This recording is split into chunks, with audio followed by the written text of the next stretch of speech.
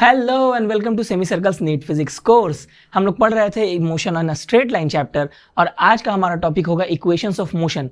सबसे important chapter है क्योंकि यहाँ पर हम लोग इक्वेशंस ऑफ मोशन के फॉर्मूलाज को जानेंगे जिनके बेसिस पर ही सारे प्रॉब्लम्स बनते हैं इस चैप्टर में। तो इन फॉर्मूलाज को हम लोग देखेंगे और इनको डिराइव भी करेंगे कैलकुलस मेथड से भी और एल्जेब्राइक मेथड से भी। एक और ग्राफिकल मेथड भी होता है इनको सॉल्व करने का, लेकिन हम लोग अगले सेशन में जब मोशन ग्राफ्स को पढ़ेंगे तो वहां पर आपको खुद ही मैं बता दूंगा कि एल्जेब्राइक जो ग्राफिकल मेथड है वो कैसा होता है। अभी हम लोग दो मेथड से प्रूफ्स को देखेंगे ताकि आप लोग को बहुत ही क्लियर हो जाए कि इक्वेशन ऑफ मोशन को कैसे प्रूफ किया जाता है और इनके क्या एप्लीकेशन है हम लोग प्रॉब्लम्स में देखेंगे। तो चलिए शुरू करते हैं। हम लोग एक एक केस को देखेंगे। सबसे पहले यहाँ पर सबसे पहला केस है जहां पर कोई ऑब्जेक्ट रेस्ट में है, और रेस्ट का मतलब क्या हुआ कि ये ऑब्जेक्ट मूव नहीं कर रहा है। मूव नहीं करेगा तो क्या होगा, इसकी डिस्प्लेसमेंट कितनी होगी, ये अपनी जगह से हिला ही नहीं तो डिस्प्लेसमेंट हो गई 0। वेलोसिटी कितनी होगी, वेलोसिटी भी होगी 0 ऑफ कोर्स क्योंकि ये मूव ही नहीं कर रहा है, और एक्सेलरेशन भी होगी 0। ठीक है, ये तीनों चीजें 0 होंगी इस केस में जब कोई ऑब्जेक्ट रेस्ट में है। चलिए, ये तो बड़ा सिंपल है, इसमें कुछ समझाने का नहीं है, ये एक रिडंडेंट केस है आप कह सकते हैं। केस 2 है जब यूनिफॉर्म वेलोसिटी से कोई ऑब्जेक्ट मूव कर रहा है, यानी कि विदाउट एक्सेलरेशन एक कांस्टेंट वेलोसिटी से मूव कर रहा है। वेलोसिटी है v, ये जो डिस्टेंस जितना ट्रेवल हो रहा है वो है x और टाइम लग रहा है यहां से यहां आने में t। तो हमने क्या पढ़ा था, हमने तो ये फॉर्मूला पढ़ा था कि v is equal to x by t. ठीक है, ये वेलोसिटी अगर हमें पता करनी है, अगर हम x पता है t पता है तो हम वेलोसिटी फाइंड आउट कर सकते हैं। Very good. अगर हमें t पता है और वेलोसिटी पता है और हमें पता करना है कि कितना डिस्टेंस ट्रैवल हुआ तो कैसे करेंगे, बड़े आराम से करेंगे। ये t को इधर भेज देंगे, x is equal to v t. Displacement पता चल गया, वेलोसिटी पता चल गई। अगर हमसे पूछा जाए टाइम कितना लगा, बड़ा आसान है पता लगाना।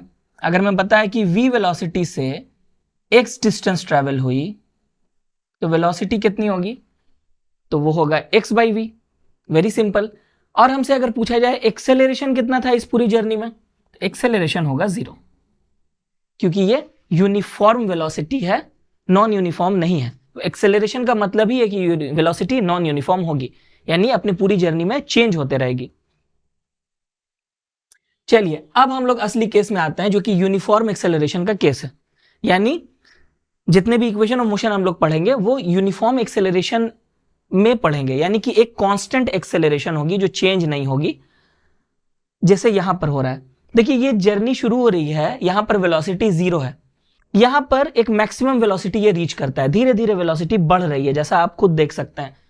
ठीक, हम लोगों ने कोई एक पॉइंट लिया, ये वाला और ये वाला, इन दो पॉइंट्स के बीच में हमने मेजरमेंट की। हमने जब इस पॉइंट पर मेजरमेंट की इस ऑब्जेक्ट की वेलोसिटी की तो वो वेलोसिटी थी u। हमने मेजरमेंट उस वक्त टाइम की शुरू की, इसीलिए टाइम हो गया यहां पर 0। अब हमने मेजरमेंट यहां स्टॉप की जहां पर तब वेलोसिटी थी, फाइनल वेलोसिटी जिसे कहेंगे वो है v, और टाइम लगा यहां से यहां आने में, ये u से v तक आने में कितना टाइम लगा, t।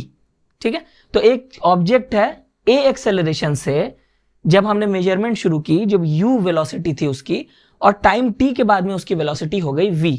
तो अब हमें पता लगाना है velocity at a certain time, किसी एक सर्टेन टाइम t टाइम में जो v वेलोसिटी है वो एग्जैक्टली कितनी है। अगर हमें ये पता हो, ये u पता है और एक्सेलरेशन पता है, तो हमें फाइंड आउट करना है कि t टाइम में कितनी वेलोसिटी होगी। ओके, बेसिकली यहां पर 3-4 चीजें प्ले में है। देखिए, initial velocity, final velocity, acceleration और टाइम, ये 4 चीजें हैं। हमारा जो इक्वेशन होता है इसमें ये चीजें लिखी रहती हैं और उनका कोई एक चीज हमें पता नहीं होती है, बाकी चीजों की मदद से हम एक को फाइंड आउट करते हैं। ओके, यूजुअली हमें कोई एक वेरिएबल पता लगाना होता है जिसके लिए हमें 3 चीजें पता होती हैं। 3 वेरिएबल्स नहीं, 2 वेरिएबल्स पता होते हैं और एक्सेलरेशन तो कांस्टेंट है। चलिए देखते हैं कैसे होता है। यहां पर हमारे पास में ये फॉर्मूला हमें पता है, एक्सेलरेशन इज इक्वल टू क्या है, डेल वी डेल टी। ये इजी है, समझ रहे हैं, ये आप कहेंगे कि सर ये तो एवरेज एक्सेलरेशन है। जी हाँ, जब भी हम लोग अलजेब्रा मेथड से करेंगे तो हम लोग एवरेज को ही देखेंगे, ठीक है। इंस्टेंटेनियस ऑलवेज कैलकुलस में होता है, दैट्स वाई मैं दोनों मेथड से आपको करके दिखाता हूं, आंसर एक ही आना है। जहां पर अलजेब्रा यूज नहीं हो सकता है वो है नॉन यूनिफॉर्म एक्सेलरेशन का केस, क्योंकि वहां पर इंस्टेंटेनियस ही चाहिए। यहां पर चूंकि एक्सेलरेशन यूनिफॉर्म है, इसीलिए यहां पर चाहे हम लोग ये एवरेज एक्सेलरेशन लेकर करें या इंस्टेंटेनियस, फॉर्मूला एक ही आएगा, रिजल्ट एक ही आएगा। चलिए देखते हैं। हम लोगों को ये पता है ये क्या है, change in velocity divided by change in time, यानी कितनी वेलोसिटी में चेंज आई और कितनी टाइम में चेंज आई। तो वेलोसिटी में कितनी चेंज आई, final velocity minus initial velocity, easy. तो इसे हम ऐसे लिख सकते हैं v माइनस यू, ठीक, फाइनल माइनस इनिशियल। टाइम में भी इसी तरह से final time minus initial time. Final time क्या है, t, और इनिशियल टाइम क्या है, वो है ये t नॉट। ये t0 भी कहते हैं, इसको t नॉट भी कहते हैं। t नॉट यहां पर हमारा फाइनल टाइम है जो कि 0 है, ठीक। t नॉट की वैल्यू 0 हमें पता है, तो ये पार्ट हो जाएगा 0 और बचेगा क्या, नीचे बचेगा v minus you divided by t, ठीक है। अब इस t को हम इधर भेज देंगे, इधर तो इस साइड में a है, राइट। हम ऐसे लिख सकते हैं a t is equal to v minus u, ये हो गया। और v को हम इधर भेज देंगे और पूरे इक्वेशन को घुमा के लिख देंगे। मैंने पहले भी बताया था कि जब इक्वेशन को घुमा कर लिखते हैं कोई फर्क नहीं पड़ता है, एक ही चीज है।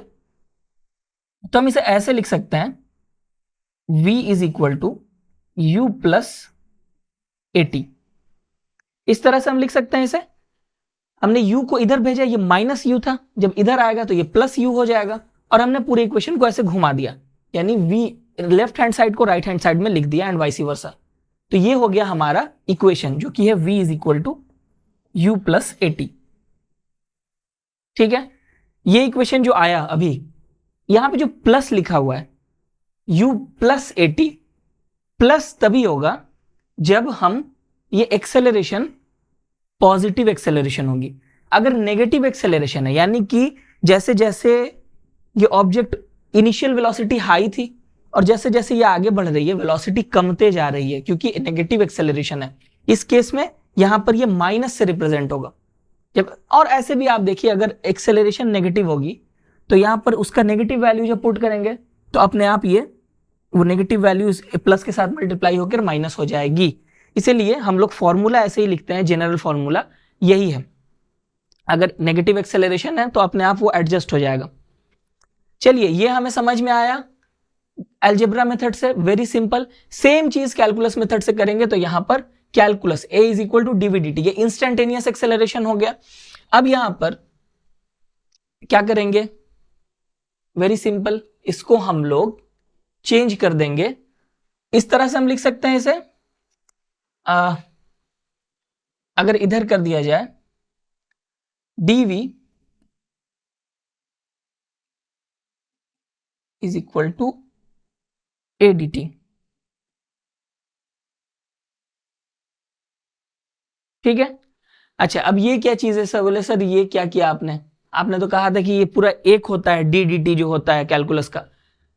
जब आप डिफरेंशियल इक्वेशंस पढ़ेंगे वहां पर ऐसा किया जाता है कि आप इस तरह से इसको अलग अलग लिख सकते हैं। डीवी और डी टी को मैंने अलग कर दिया, जबकि जो कैलकुलस का हमने सेशन पढ़ा था उसमें ऐसा कुछ नहीं हुआ था। लेकिन मैं यहाँ पर बता रहा हूं आपको एक नया रूल, एक नया केस, जहां पर आप इस तरह से लिख सकते हैं, dt को अलग और dv को अलग।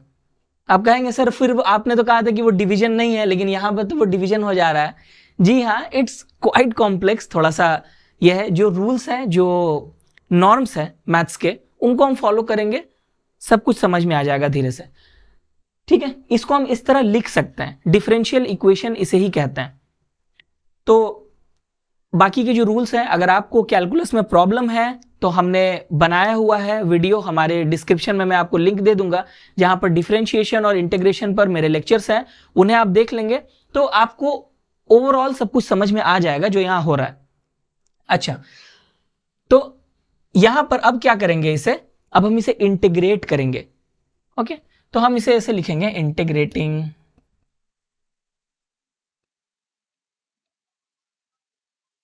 जब हम इंटीग्रेटिंग लिखेंगे, देखिए पहले जो मेरी इंटीग्रेशन वाली वीडियो थी उसमें मैंने बताया था कि कुछ लिखना पड़ता है integrating with respect to x या समथिंग। यहां पर मैंने नहीं लिखा, यहां पे जस्ट मैंने लिखा इंटीग्रेटिंग। क्यों? क्योंकि विथ रिस्पेक्ट टू का मतलब होता है ये डी एक्स वाला पार्ट आएगा वहां पर।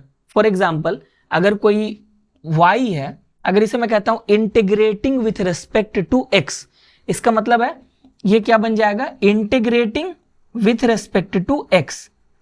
तो integrating with respect to x, ये दो चीजें ऐड होती हैं। यहां पर d वाला पार्ट जो है वो ऑलरेडी है। ओके, सिर्फ हमें ये इंटीग्रेशन सिंबल चाहिए, इसीलिए हमने लिखा integrating only, not with respect to anything. और ये जो होगा ये एक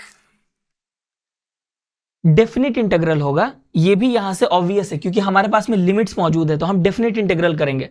डेफिनेट इंटीग्रल कैसे होता है, हम ये इंटीग्रेशन में लिमिट्स दे देंगे, इनिशियल और फाइनल लिमिट्स। इनिशियल लिमिट क्या है, u से लेकर के v में। अब आप पूछेंगे सर ये u v आपने कैसे दिया, आप यहां पे टाइम भी दे सकते थे 0 to t। ओके, जिस चीज के रेस्पेक्ट में इंटीग्रेट कर रहे हैं, जैसे यहां पर dv का टर्म है, ओके, तो हम लोग इसी की लिमिट देंगे।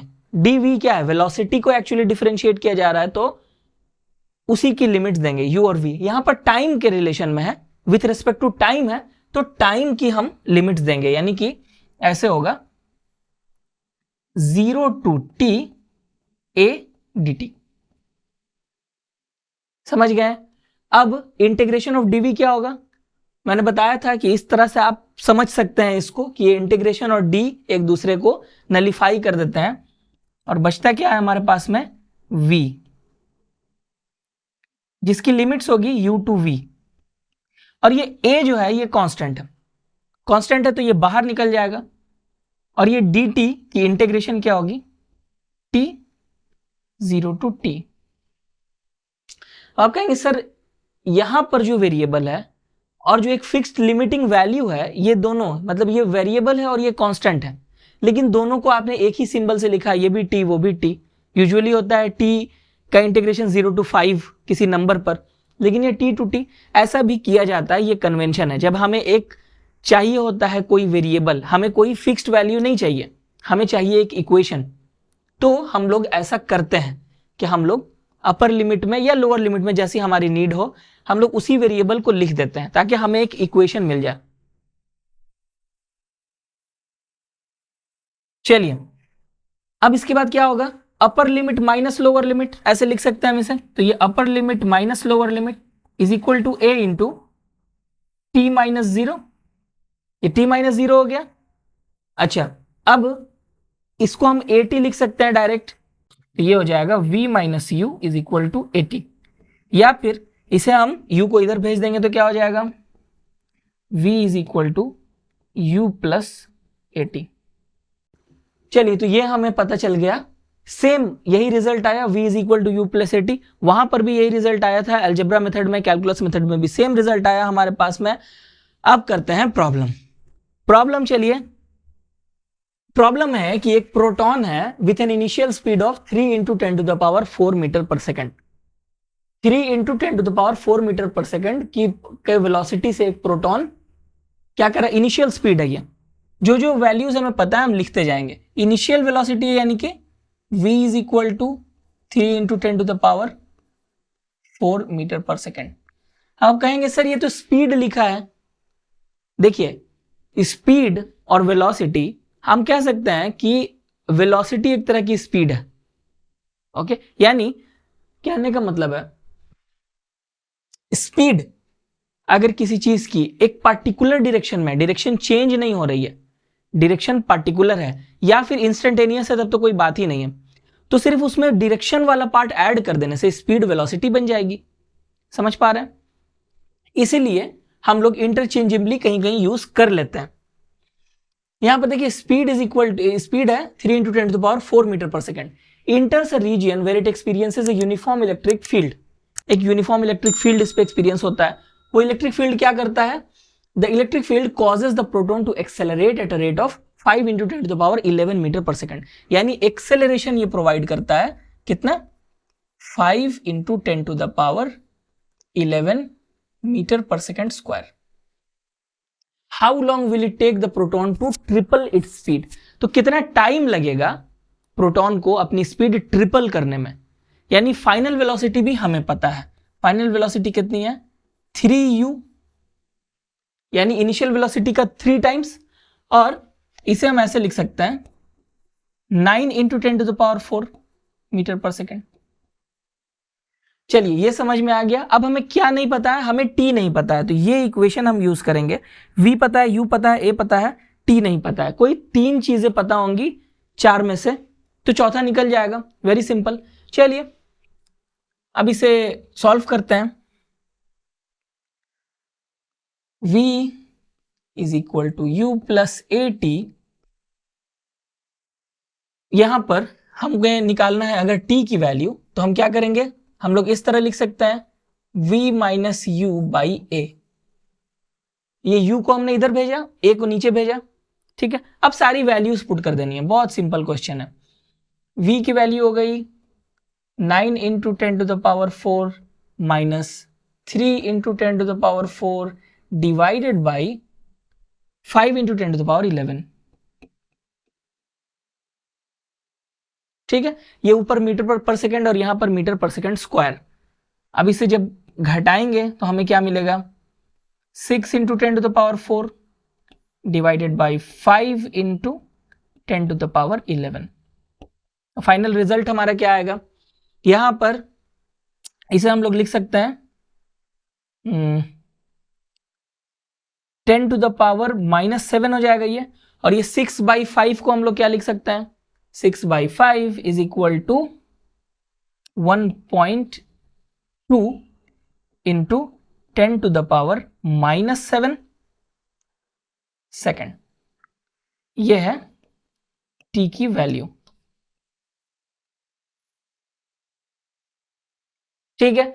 ये हो गया प्रॉब्लम, बड़ा सिंपल सा था। आपको बस ये फॉर्मूला याद रखना है और यहां पर तीनों वैल्यूज को पुट कर देना है, चौथी वैल्यू निकल जाएगी। कोई भी 3 वैल्यू आपको निकालनी है। क्वेश्चन में असली जो चैलेंज होता है वो होता है कि आपको खोज करके निकालना है कि ये तीनों वेरिएबल्स जो हमें पता है वो कौन कौन सी हैं। अगर ये पता लग जाए तो चौथी बड़ी आराम से निकल जाएगी। इसमें मैथमेटिकल जगलरी ज्यादा नहीं है।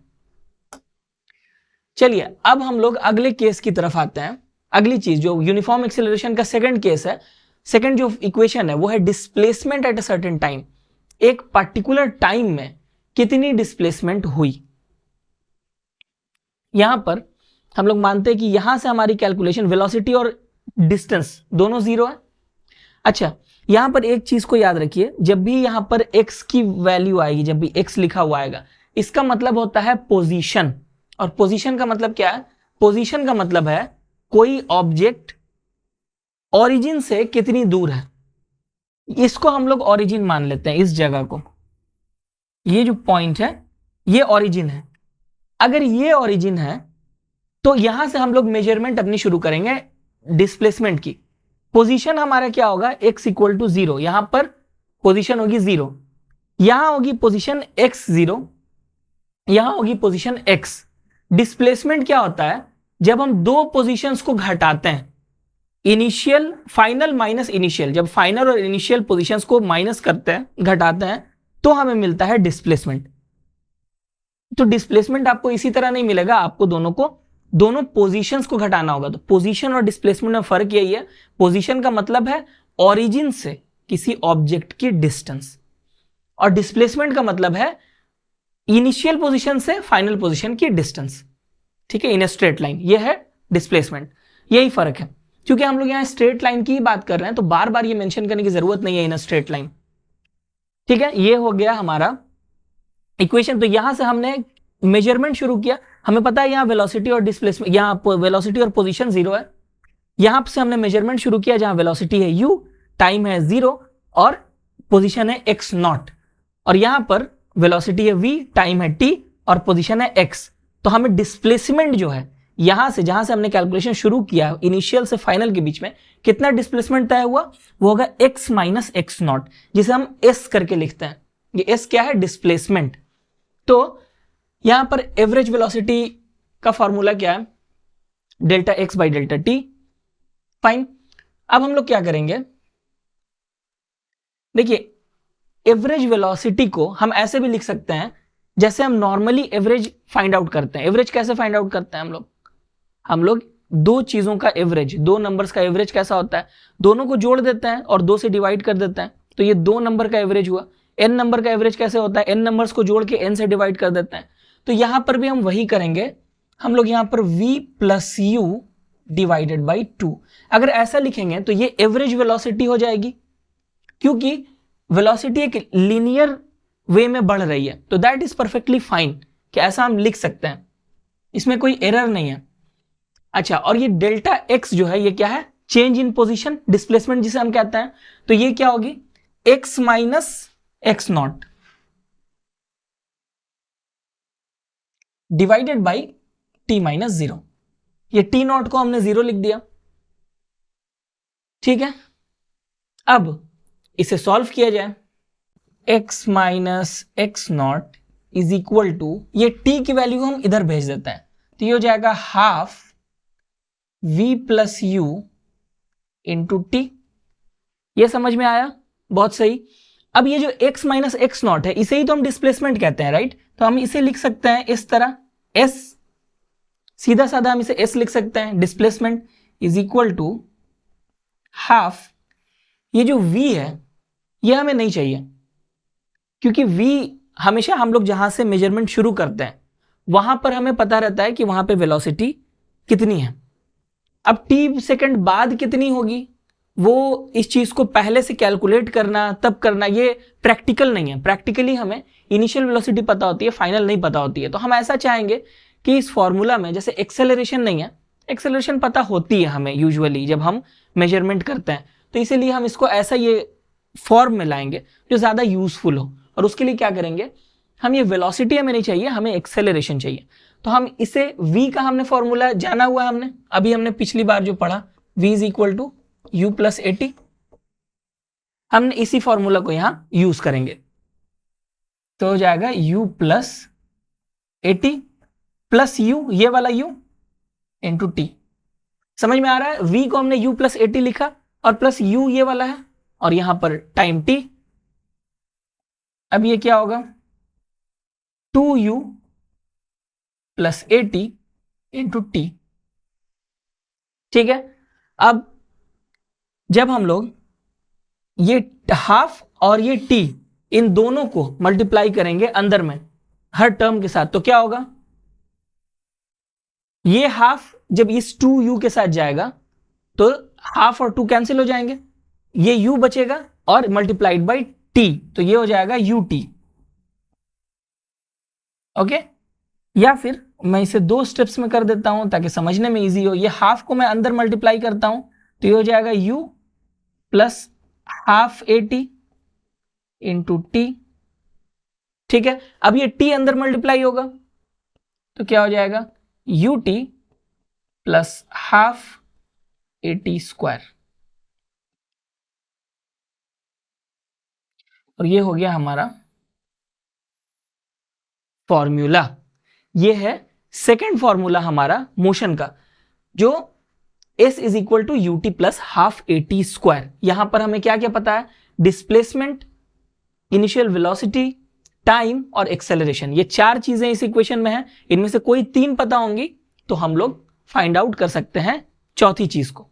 ओके, तो ये थोड़ा सा डिफरेंट हो गया क्योंकि वहां पर हमें फाइनल वेलोसिटी पता थी या फिर हमें फाइंड आउट करना था। इस इक्वेशन में फाइनल वेलोसिटी की जगह डिस्प्लेसमेंट पता है, तो क्वेश्चन अगर जैसा भी आएगा आपका, अगर क्वेश्चन में डिस्प्लेसमेंट है तो ये फॉर्मूला यूज करेंगे। फाइनल वेलोसिटी है या फाइनल वेलोसिटी फाइंड आउट करनी है तो फर्स्ट इक्वेशन से करेंगे। चलिए अब सेम चीज को हम लोग कैलकुलस से करने की कोशिश करते हैं। सेम इक्वेशन है, सेम सेटअप है, सिर्फ इक्वेशन यहां पर चेंज हो गया, v is equal to d x d t, ये इंस्टेंटेनियस वेलोसिटी वाला हमारा फॉर्मूला आ गया। ओके, अब हम इसे सॉल्व करेंगे। कैसे करेंगे, इसे हम लिख सकते हैं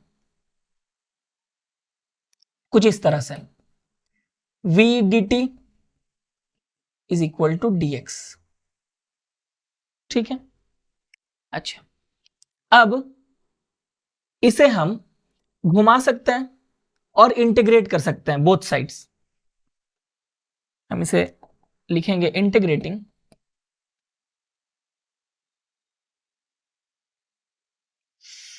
तो ये x जो है dx, इसमें जो लिमिट आएगी क्या क्या आएगी? लिमिट है x नॉट से x, ठीक है।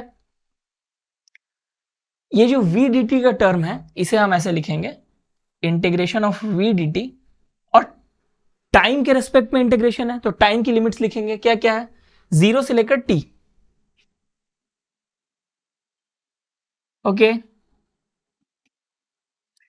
अब ये वैल्यू तो बड़ी आसान है, integration of dx, x not से x, तो हम इसे क्या लिख सकते हैं? ये सिंपल x हो जाएगा, जिसकी लिमिट्स आएंगी x naught to x is equal to 0 to t v dt। अब ये v को हम क्या कर सकते हैं? इसके फॉर्मूला में लिख सकते हैं, 0 to t u plus at dt। समझ में आ रहा है? ओके, याद रखिए ये u भी कांस्टेंट है। क्यों? क्योंकि कहां से शुरू हो रहा है हमारा मेजरमेंट, वहां पे वो तो चेंज नहीं होगा ना। अगर ये टाइम अगर 5 सेकंड है या 10 सेकंड है तो v की वैल्यू चेंज हो जाएगी। t की वैल्यू अगर 5 सेकंड है तो v की कुछ और वैल्यू होगी, t की वैल्यू 10 सेकंड है तो v की कुछ और वैल्यू होगी। लेकिन क्या किसी भी सर्कमस्टेंसेज में हम u को चेंज कर सकते हैं और a को चेंज कर सकते हैं? नहीं, इन दोनों को हम चेंज नहीं कर सकते, इनकी वैल्यू कांस्टेंट है। यहां पर भी u और a ये दोनों कांस्टेंट है। अब ये दो टर्म एडिशन में है, ओके, तो इनको क्या करेंगे, कैसे लिखेंगे? इंटीग्रेशन को हर एक टर्म को अलग से इंटीग्रेट करेंगे, ये पता है हमें। चलिए हम इसे ऐसे लिख सकते हैं, x minus x naught, initial जो अपर लिमिट है माइनस लोअर लिमिट। अब इसे हम लिखेंगे 0 to t u dt plus 0 to t at dt, ठीक है। अब ये जो है x माइनस एक्स नॉट, इसे हम s लिख सकते हैं, अभी हमने किया पिछली बार यही तो, x minus x naught is equal to s is equal to, ये u dt को हम क्या लिख सकते हैं? u कांस्टेंट है, u बाहर आ गया, t को हम लिखेंगे 0 to t plus 0 to t at dt, ये a कांस्टेंट है, ये t तो कांस्टेंट नहीं है, t dt क्या होगा? ये x dx जिस तरह करते हैं, यानी x की पावर अगर कुछ हो तो क्या करते हैं? पावर को एक बढ़ा देते हैं और फिर उसी से हम लोग डिवाइड कर देते हैं, यानी a बाहर निकला और ये हो जाएगा t स्क्वायर बाई 2।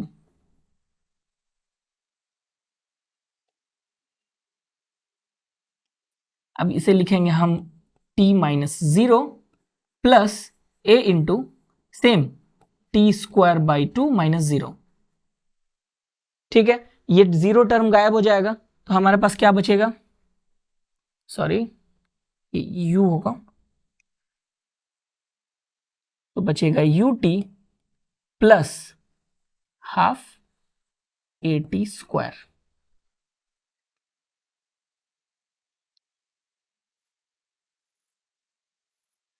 ये हो गया हमारा सेकंड इक्वेशन ऑफ मोशन, हमने कैलकुलस से भी इसे प्रूफ किया, ठीक। अब एक प्रॉब्लम करते हैं। A proton with an initial speed of 8 into 10 to the power 3 metre per second enters a region, ये क्या है? इनिशियल स्पीड दिया हुआ है 8 into 10 to the power 3 metre per second, यानी u is equal to 8 into 10 to the power 3 metre per second. Very nice. Enters a region where it experiences uniform electric field, और electric field क्या करेगी? Accelerate कराएगी। Accelerate कितना हो जाएगा acceleration? 2 into 10 to the power 12 metre per second square. Acceleration दिया हुआ है 2 into 10 to the power 12 metre per second square. अच्छा, what distance it can travel in 10 to the power 9 seconds. तो t हमें पता है 10 टू द पावर -9 सेकंड्स। हमें क्या क्या पता है? u a t पता है, s नहीं पता है। वेरी सिंपल, पूछा गया है कि what distance it can travel, तो आराम से ये फॉर्मूला हम लोग यूज करेंगे, s is equal to u t plus half a t square which is equal to 8 into 10 to the power 3 into 10 to the power -9 plus half into 2 into 10⁻12 into 10⁻⁻9 का whole square. ठीक है, ये हो गया पूरा equation. ऐसे solve करना है। 8 इंटू 10⁻³ और 10⁻⁻9 क्या हो जाएगा? 10⁻6 -6 प्लस ये हाफ और ये 2 कैंसिल हो गया, राइट? तो हमें क्या बच रहा है हमारे पास में? ये है 10⁻12 और ये हो जाएगा 10⁻−18, क्योंकि ये 2 जो है 9 के साथ मल्टीप्लाई हो जाएगा। तो 12 और -18 होगा क्या? -6। तो प्लस ओके 10⁻−6। तो ये दोनों ऐड करके क्या हो जाएंगे? 9 इंटू 10⁻−6 मीटर। ठीक है, दैट इज द आंसर। ये समझ में आया कैसे हुआ? आप समझ लीजिए, जिस तरह हम ऐसे लिखते हैं ना कि 2x + x = 3x, ठीक उसी तरह से आप इसे x मान लीजिए ना 10⁻−6 को, तो 8x + x = 9x। इस तरह से हमने ऐसे करके लिख दिया। ओके, ये हो गया हमारा प्रॉब्लम। चलिए एक और प्रॉब्लम है। A car is travelling along a straight line with initial velocity of 108 km/h। Okay, u = 108 km/h. Upon receiving a red signal, the driver applies the brake, causing the car to retard at a constant rate of 3 m/s. तो ये retard कर रहा है। Retard का मतलब क्या है? Negative acceleration. तो यहां पर इसकी ए की वैल्यू क्या होगी? -3 m/s²। Okay, what will be the cars displacement and average velocity over the next 15 seconds? पूछा गया है, टाइम पता है हमें 15 सेकेंड्स। और क्या पूछा जा रहा है कि what will be the cars displacement and average velocity. Displacement और एवरेज वेलोसिटी क्या होगी? चलिए सिंपल है। हम लोग पहले क्या करेंगे? सबसे पहला काम ये देखिए, ये सेकंड, ये मीटर में और यहां पर ये किलोमीटर में, ये सेकंड में है और ये आर में है। तो हमें भी ये km/h को चेंज करना होगा किस चीज में? मीटर/सेकंड में। कैसे करेंगे? हम लोग लिखेंगे, यूनिट कन्वर्जन हमने पढ़ा हुआ है, उसी चीज को हम अप्लाई करेंगे। देखिए यहां पर मैं थोड़ा सा समझा दूं पहले। Kilometre divided by r is equal to 1000 metre divided by कितने सेकंड होता है? ये होता है 3600 सेकंड।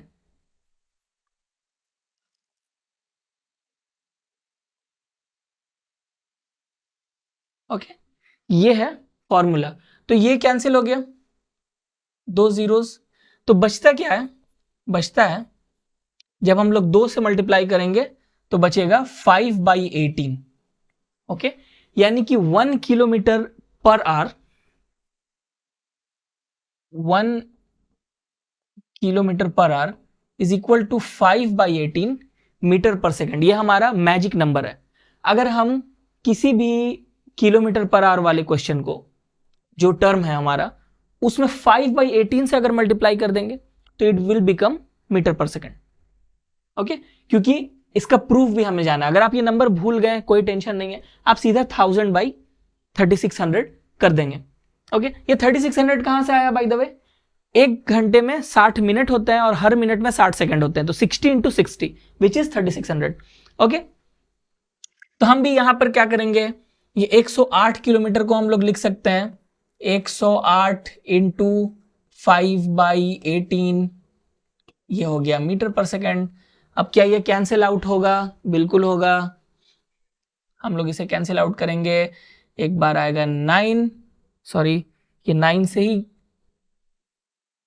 9 से डिवाइड हो सकता है, ये हो जाएगा 12। M I right? ओके, अब उसके बाद में अगेन ये कैंसिल होगा 6, तो अल्टीमेटली ये आ जाएगा 30 मीटर/सेकंड। हाँ, दैट्स वेरी मैनेजेबल। अब अच्छा लग रहा है। u की वैल्यू कितनी है? 30 मीटर/सेकंड। तो हमें अब सब कुछ पता है। चलिए फटाफट अब हम लोग क्या करते हैं? What with the cars displacement पता लगाते हैं। डिस्प्लेसमेंट क्या होगी भाई? s is equal to ut plus half AT square which is equal to 30 into 15, t की वैल्यू 15 है, प्लस हाफ इंटू a की वैल्यू कितनी होगी -3 इंटू 15 स्क्वायर। ठीक है, अब इसे हम कितना लिख सकते हैं 450 प्लस हाफ इंटू -3 इंटू इसकी वैल्यू कितनी होगी 15 स्क्वायर, ये होगी 225।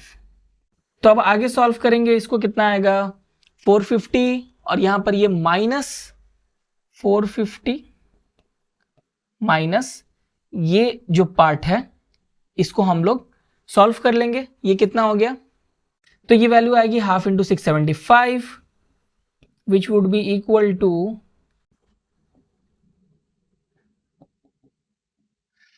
337.5। Am I right? ओके, और उसके बाद फाइनली दोनों को घटा देंगे, तो इसको घटाएंगे कितना आएगा 0.5, ये घटेगा यहां पर 2, यहां पर 1 और यहां पर 1 विच इज 1112.5 मीटर्स। चलिए, आई होप मेरी कैलकुलेशंस में कोई गड़बड़ नहीं है। तो इसकी वैल्यू आएगी, यानी डिस्प्लेसमेंट जो आएगा वो होगा 112.5 मीटर। चलिए, अब उसके बाद में हमें पूछा गया है कि what is the average velocity. Average velocity का मतलब क्या चीज है, फाइनल माइनस इनिशियल। तो फाइनल निकालना पड़ेगा उसके लिए भाई, फाइनल के लिए ये फॉर्मूला यूज करेंगे, v is equal to u plus a t. तो v is equal to u plus a t. U कितना है 30 प्लस ए कितना है -3 और ये है 15। ठीक, तो 30, ओके, यहां पर क्या हो रहा है देखिए, ये हो जाएगा -45। -45 इसका मतलब है कि ये है -15 मीटर पर सेकेंड। चलिए, यहां पर हो गई गड़बड़। गड़बड़ ये हुई कि -15 मीटर पर सेकेंड, देखिए क्या सवाल, पहले आगे समझते हैं इसको। -15 मीटर क्या हो सकता है, बिल्कुल हो सकता है, कोई टेंशन की बात नहीं है। सिंपली हमारा जो रेफरेंस था, जिसको हम पॉजिटिव मानते हैं जिस डायरेक्शन को, उस डायरेक्शन के ऑपोजिट में हो गई वेलोसिटी, कोई टेंशन नहीं है। लेकिन पूछा क्या गया है कि एक स्ट्रेट रोड में एक कार चल रही है, जो एक रेड सिग्नल देखने पर ब्रेक्स अप्लाई किए गए। तो ब्रेक अप्लाई करने पर ऐसा होता है कि कोई ऑब्जेक्ट अगर उसको कोई फोर्स अप्लाई हो रहा है और वो मूव कर रही है, तो उसके बाद वो वापस उल्टे डायरेक्शन में जाने लगती है, दैट इज फाइन। लेकिन यहां पर रोकना चाहा गया है। ओके, तो जब रोकना चाहा गया तो ये -15 मीटर पर सेकंड कभी नहीं हो सकता है। इसकी जो सबसे वैल्यू जो हो सकती है वो 0 है। ठीक है, सबसे मिनिमम वैल्यू 0 है, और एक्चुअली जो फाइनल वेलोसिटी होगी वो 0 हुई होगी, तभी तो जाके गाड़ी रुकेगी। इसका मतलब वेलोसिटी 0 है। यहां पर क्या है -15, इसका मतलब है कि हम लोग अज्यूम कर सकते हैं कि गाड़ी रुक गई है 15 सेकंड के अंदर। ठीक है, कहां रुकी, एग्जैक्टली कितने सेकंड पर रुकी, ये हमें नहीं पता, ये अभी हमने कैलकुलेट नहीं किया है। चाहे तो वो भी कैलकुलेट कर सकते हैं, अगर हम v को 0 मान लें तो t को फाइंड आउट कर सकते हैं। लेकिन अभी क्या है, ये समझ में आ रहा है कि 15th सेकंड पर अगर एक्सेलरेशन, वो नेगेटिव एक्सेलरेशन मिलते रहती तो वेलोसिटी हो जाती -15। हम लोग मानेंगे फाइनल वेलोसिटी कितनी है 0। समझ रहे हैं, यानी कि किसी सेकंड पर ब्रेक जब मारा गया तो 7th second, 8th second, 9th second या 10th सेकंड में गाड़ी रुक गई, और उसके बाद अगले 5 सेकंड तक, 10th सेकंड में गाड़ी रुकी और 5 सेकंड तक रुकी ही रही। ओके, तो हमारा जो एवरेज वेलोसिटी होगा v एवरेज, वो क्या होगा, वो होगा टोटल जो हमारा ये लगा फाइनल माइनस इनिशियल, ये चीज है। ये यहां पर in this case initial minus final हम लोग कर सकते हैं, 30 - 0 डिवाइडेड बाई 15। ठीक है, क्यों 15, बिकॉज 15 सेकंड में पूछा गया एवरेज, बोला गया है over the next 15 second. Over the next 15 second में एवरेज वेलोसिटी कितनी है, तो इसीलिए हम लोग 15 सेकंड लेंगे। भले ही गाड़ी रुकी है 10th सेकंड में, 8th सेकंड में, किसी एक टाइम में रुकी है 15 सेकंड से पहले, लेकिन पूछा गया है 15 सेकंड में टोटल एवरेज वेलोसिटी हमारी कितनी है, तो हम लोग 15 सेकंड में ही करेंगे और इसका वैल्यू जो आएगी इसकी वो होगा 2 metre per second.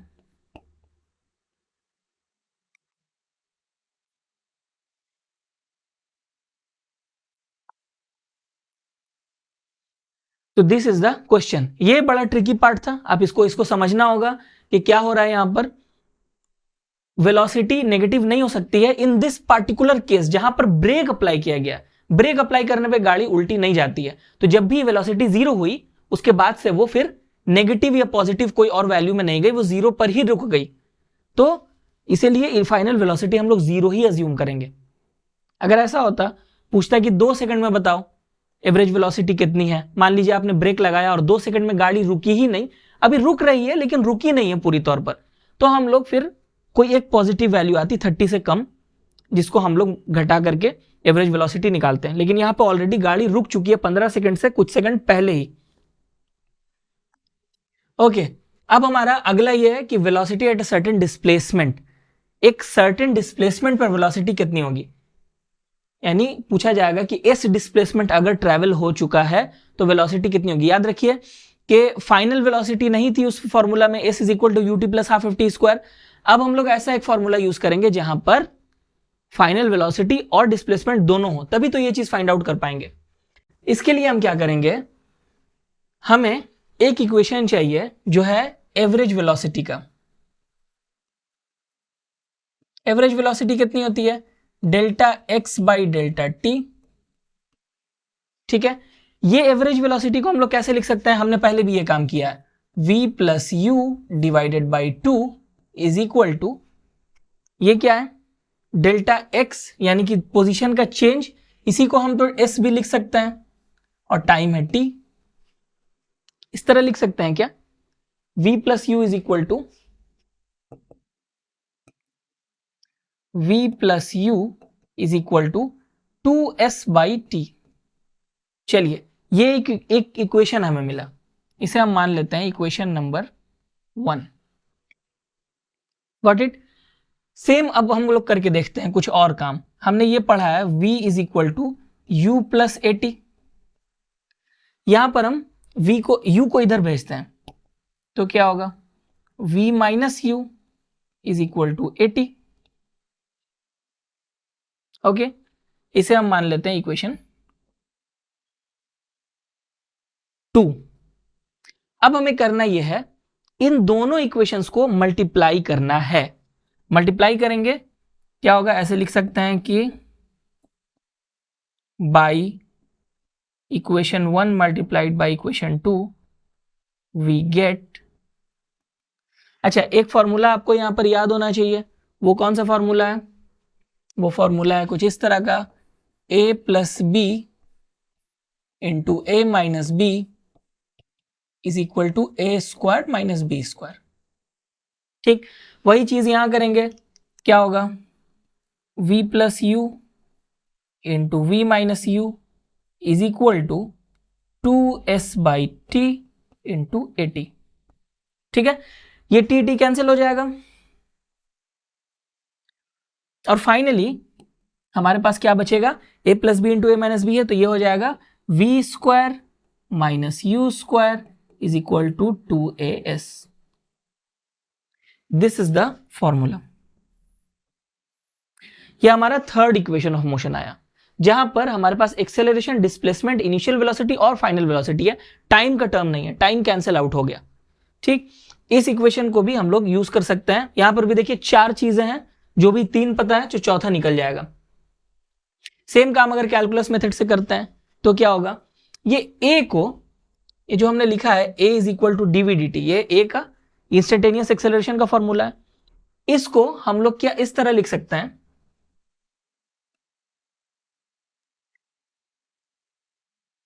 dv/dx × dx/dt, ऐसे लिख सकते हैं। इसी को तो चेन रूल कहते हैं ना, चेन रूल से हमने इस तरह लिख दिया। अब ये dx/dt जो है, हमें पता है कि ये क्या है, इंस्टेंटेनियस वेलोसिटी है dx/dt, तो हम इसे ऐसे लिख सकते हैं v dv dx। ओके, अच्छा, तो ये भी एक एक्सेलरेशन का फॉर्मूला है, acceleration is equal to v dv dx। एक dv dt तो है ही, साथ में एक v इंटू dv dx भी है। अब हम लोग x को इधर भेज देंगे, ठीक, a dx is equal to v dv, ऐसे लिख सकते हैं। अब हम दोनों तरफ इंटीग्रेट कर देंगे, एक्चुअली हम इसको घुमा भी देंगे, हमारे लिए ज्यादा इजी होगा। तो जब घुमाएंगे तो हमें क्या मिलेगा, इंटीग्रेशन ऑफ v dv। इसकी लिमिट्स क्या होंगी, लिमिट होगा u टू v, ये तो पता ही है आपको, और a dx इसकी लिमिट क्या होगी, इसकी लिमिट होगी x नॉट टू x। ठीक है, x के रेस्पेक्ट में, तो x की लिमिट्स क्या है, x नॉट टू x। चलिए अब इसे सॉल्व अगर करेंगे, ये v dv ये क्या हो जाएगा, v स्क्वायर बाई 2, सब पता है हमें, और ये a कांस्टेंट है, a बाहर निकलेगा और ये हो जाएगा x की limit x naught to x। चलिए इतना समझ में आया। अब हम इसे लिख सकते हैं v square minus u square divided by 2 is equal to a into x minus x naught. Clear है। अब इसे हम लिख सकते हैं, ये 2 को उधर भेज देंगे, v square minus u square is equal to 2 into a, और ये जो x माइनस एक्स नॉट है ये क्या है, वही तो s है, डिस्प्लेसमेंट। तो ये हो गया हमारा, अगेन हमने ये फॉर्मूला डिराइव कर लिया, वेरी सिंपल। चलिए एक प्रॉब्लम करते हैं। A car initially travelling at a speed of 120 kilometre per our, when the driver notices a speed bump ahead, तो वो स्पीड बम्प देखता है ड्राइवर। तो पहले लिख देते हैं हम लोग, इनिशियल वेलोसिटी कितनी थी, u is equal to 120 kilometre per hour. तो इसे हम लिख सकते हैं 5/18, right, into 5/18 metre per second. तो ये कितना होगा, ये 3 से डिवाइड होगा, और इधर कितना होगा 20, right. Okay, so it would be 100/3 metre per second. Okay, ये हमारा इनिशियल वेलोसिटी है। अब driver applies the brake and brings the car to the speed of 60 kilometre per hour. तो फाइनल वेलोसिटी कहां पर हुई, कम हो गई, इसकी वेलोसिटी कितनी हो गई, 60 किलोमीटर पर आवर। तो ये कितना हो जाएगा, ये ऑब्वियसली इसका हाफ होगा, राइट, 50/3 मीटर पर सेकेंड। समझ में आ रहा है कैसे हुआ, जब ये इसका हाफ है तो ये भी इसका हाफ होगा। While covering the distance of 150 metre, और कितना डिस्टेंस ट्रेवल हुआ, 150 मीटर। अब पूछा जा रहा है क्या क्या, assume that the car decelerates at a constant rate, एक यूनिफॉर्म एक्सेलरेशन है, fine. What is the magnitude of the cars deceleration, कितना डिसेलरेट हुआ। तो अब देखिए हमारे पास में u, v और s है, a नहीं पता है, ये फॉर्मूला अप्लाई करेंगे, हो जाएगा।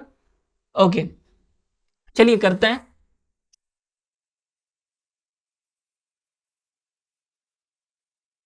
-2as, माइनस हमने क्यों दिया, क्योंकि डिसेलरेशन हो रहा है। अब इसकी वैल्यू है 50/3 whole square is equal to 100/3 whole square minus 2a into 150। Okay, तो अच्छा यहां पर एक चीज नोटिस कीजिए, अगर हम ये बड़े वाले वैल्यू को उधर कर देंगे तो यहां पर एक नेगेटिव वैल्यू आएगा इस साइड में, और दोनों तरफ में नेगेटिव नेगेटिव कैंसिल आउट हो जाएंगे, एक ही एक पॉजिटिव वैल्यू हमें मिलेगी। पॉजिटिव वैल्यू हमें क्यों मिली, क्योंकि ऑलरेडी हमने यहां पर एक नेगेटिव साइन लगा दिया।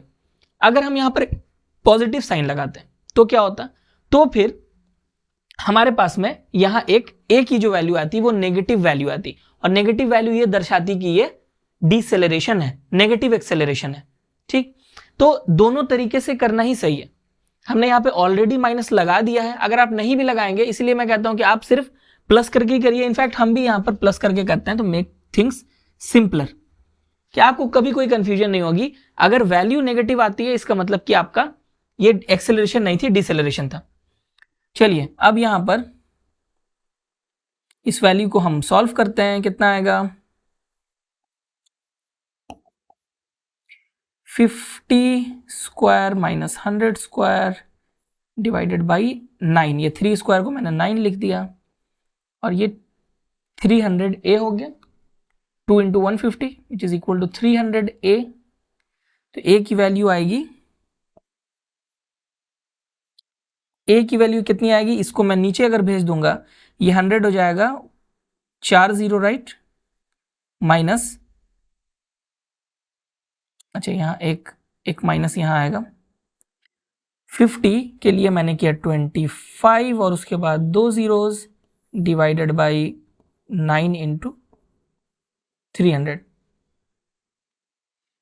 टू अवॉइड कंफ्यूजन मैं इसे सिंपली ऐसे लिख देता हूं। चलिए, आई होप आप समझ में आ रहा होगा। ये नेगेटिव टर्म था, ये भी नेगेटिव है, ये पॉजिटिव टर्म था, ये पॉजिटिव है, मैंने सिर्फ उसको ऐसे करके लिख दिया। ये 300 नीचे चला आया, ये अब इसे हमें सॉल्व करना है। ओके, चलिए सॉल्व करते हैं। सबसे पहले हम लोग 2 0 यहां से हटा सकते हैं, तो उसके बाद आपके पास में कितना बचेगा? इट वुड बी माइनस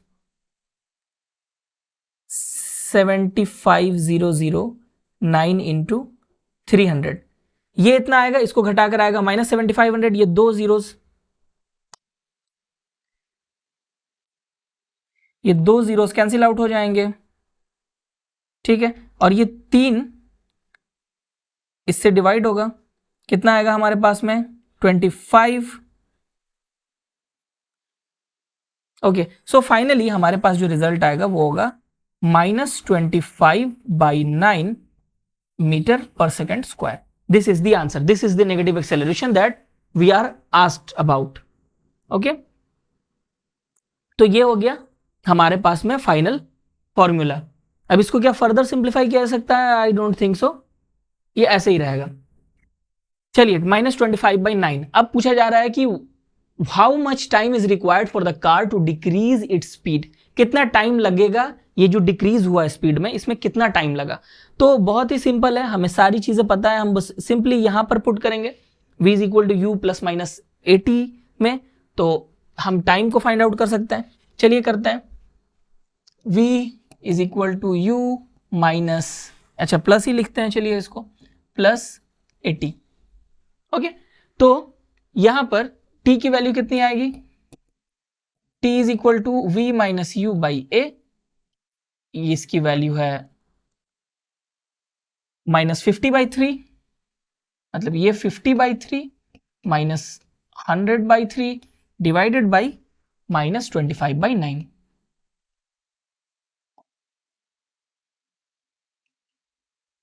ठीक है, अब इसे सॉल्व करते हैं। चलिए, ये हो जाएगा -50/3 नीचे ऊपर में, और नीचे -25/9।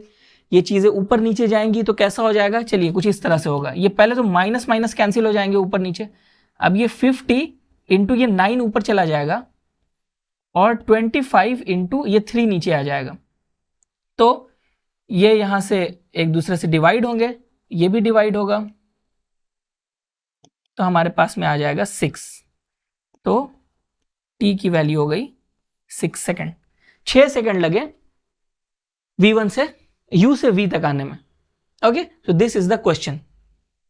थोड़ा सा यहां पर आपको कॉम्प्लेक्सिटी हो सकती है कि भाई ये क्या हुआ है, स्क्वायर वगैरह जो भी है, घबराने की बात नहीं है। थोड़ा बहुत मैथमेटिकल जगलरी करनी पड़ती है, इसके बिना सही आंसर नहीं आते। और कभी कभी ऐसा लगता है कि आंसर थोड़ा सा गड़बड़ है, ये कैसी बात हुई, -25/9 कुछ होल नंबर नहीं आ रहा है, लेकिन बाद में हमें अगले बार में समझ में आ गया कि नहीं, ये बहुत सही आंसर आया होता है।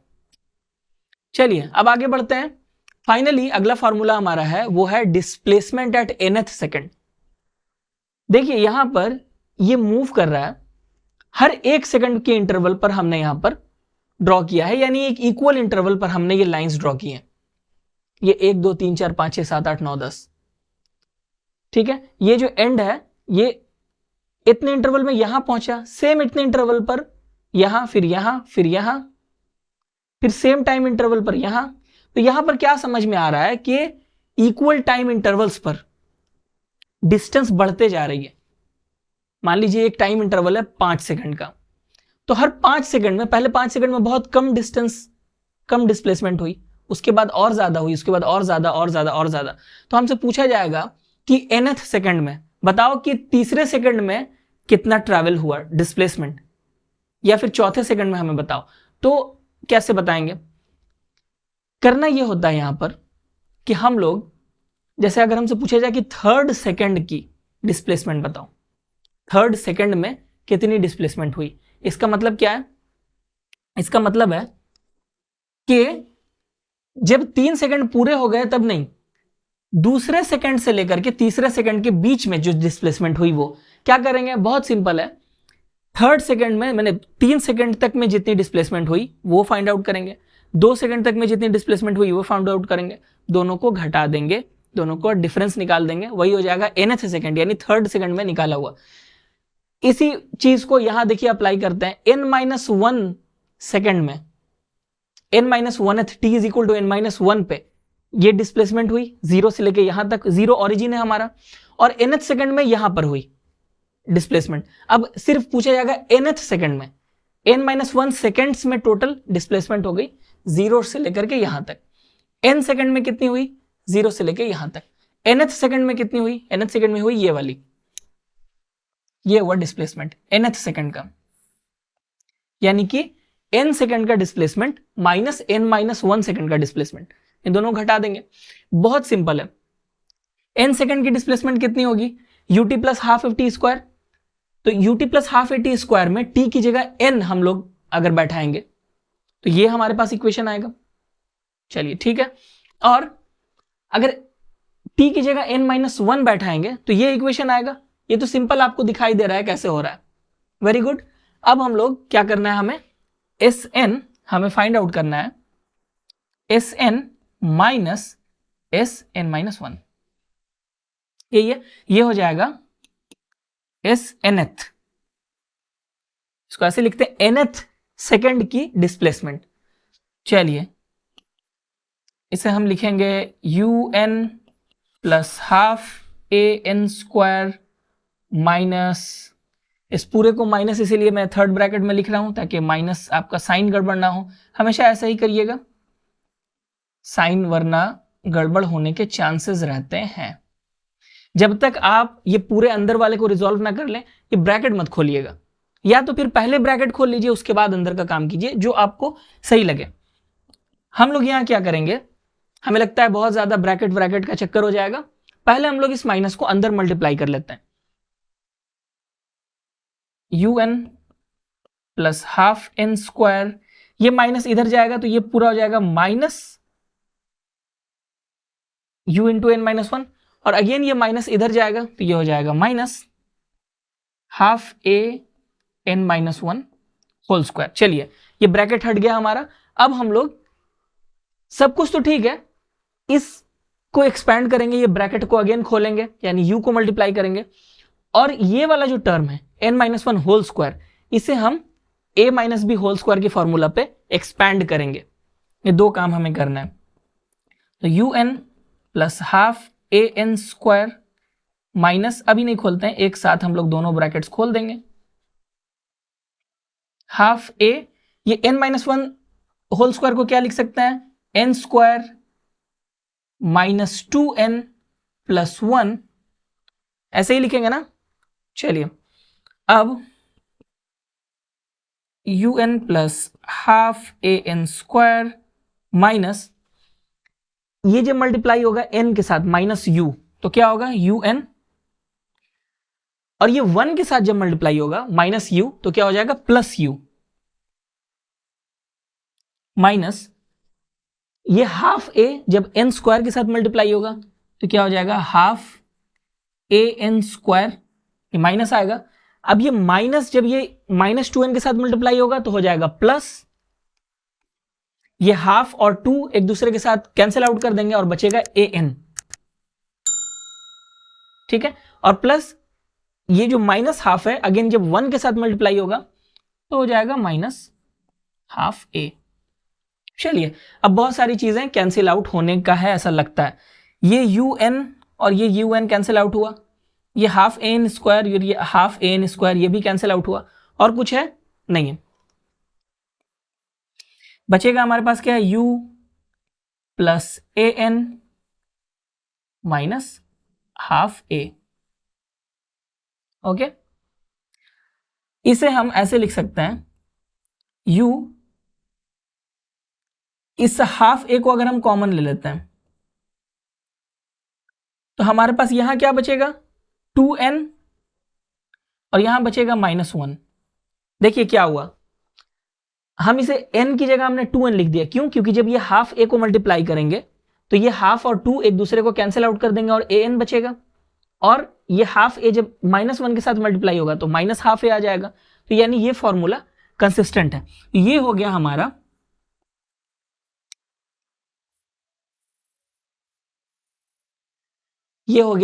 आखिरी जो इक्वेशन ऑफ मोशन हमारा है वो, यानी nth सेकंड में कितना डिस्प्लेसमेंट ट्रैवल करेंगे, कितना डिस्प्लेसमेंट कवर होगा, वो होगा u plus half a into 2n minus 1। Okay,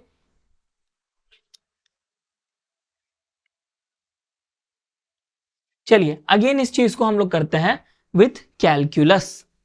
अब कैलकुलस से कैसे करेंगे, बहुत सिंपल है। हमारे पास में हमें निकालना है डिस्प्लेसमेंट, राइट। तो हम लोग इसे इस तरह से लिख देंगे, dx is equal to v dt। Okay, अब इसे लिखेंगे हम फर्दर, u को हम लोग v को लिख सकते हैं u plus a t d t. ये हम कर चुके हैं ये वाला काम, राइट। अब इंटीग्रेट करेंगे, जब इंटीग्रेट करेंगे तो हमें क्या मिलेगा,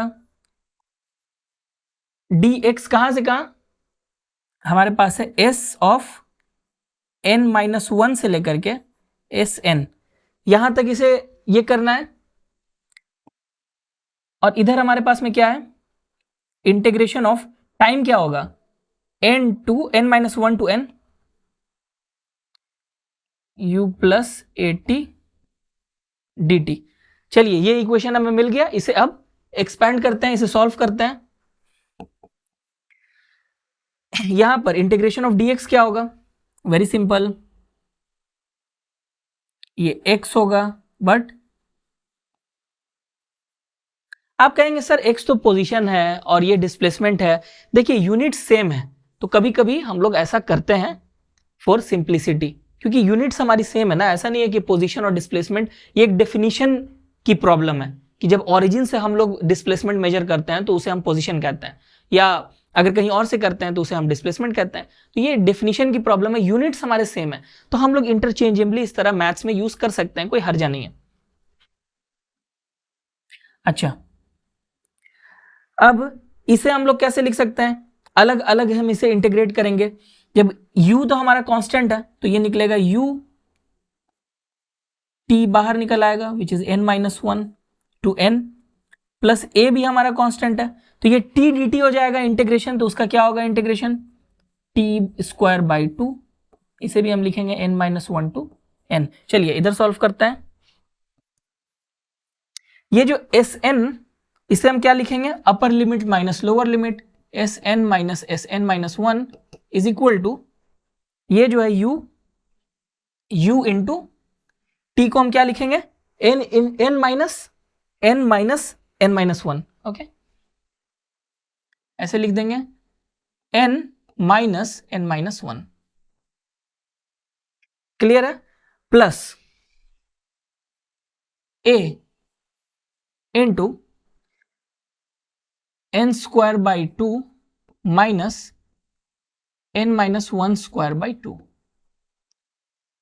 देखिए समझ में आया, यहां से वहां कैसे गया, पहले इसको समझ लेते हैं। यहां पर हमने u को लिखा, u के बाद ये t को हमने अपर लिमिट माइनस लोअर लिमिट, ये अपर लिमिट था n, माइनस लोअर लिमिट था n-1। सेम हमने यहां पर भी किया, t²/2 को हमने लिखा n² minus n-1 whole square by 2। चलिए अब इस n, इसको Sn-Sn-1 इसे ही तो हम लिखते हैं Snth। अब इसे हम क्या लिखेंगे, इसका हम लोग ये माइनस से अंदर मल्टीप्लाई करके ब्रैकेट खोलेंगे तो क्या होगा, n माइनस हो जाएगा n और ये माइनस माइनस +1। ठीक है, ये गया प्लस a। अच्छा, ये जो 2 है दोनों तरफ में, इसे हम बाहर निकाल सकते हैं, सिंपल हो जाएगा n² माइनस ये n-1 होल स्क्वायर को हम फॉर्मूला में एक्सपैंड कर देंगे। ठीक है, अब अगले स्टेप में हम लोग ये ब्रैकेट खोलेंगे तो ये हो जाएगा u, चूंकि ये गया सिर्फ ये अंदर बचा 1, 1 का मतलब है कि 1, 1 से u मल्टीप्लाई होगा तो u ही बचा, प्लस a/2 n² माइनस ये ब्रैकेट जब खुलेगा तो क्या होगा, माइनस मल्टीप्लाई होगा, ये हो जाएगा n², ये -2n हो जाएगा +2n और ये +1 हो जाएगा -1, तो ये हो जाएगा 2n-1। ओके,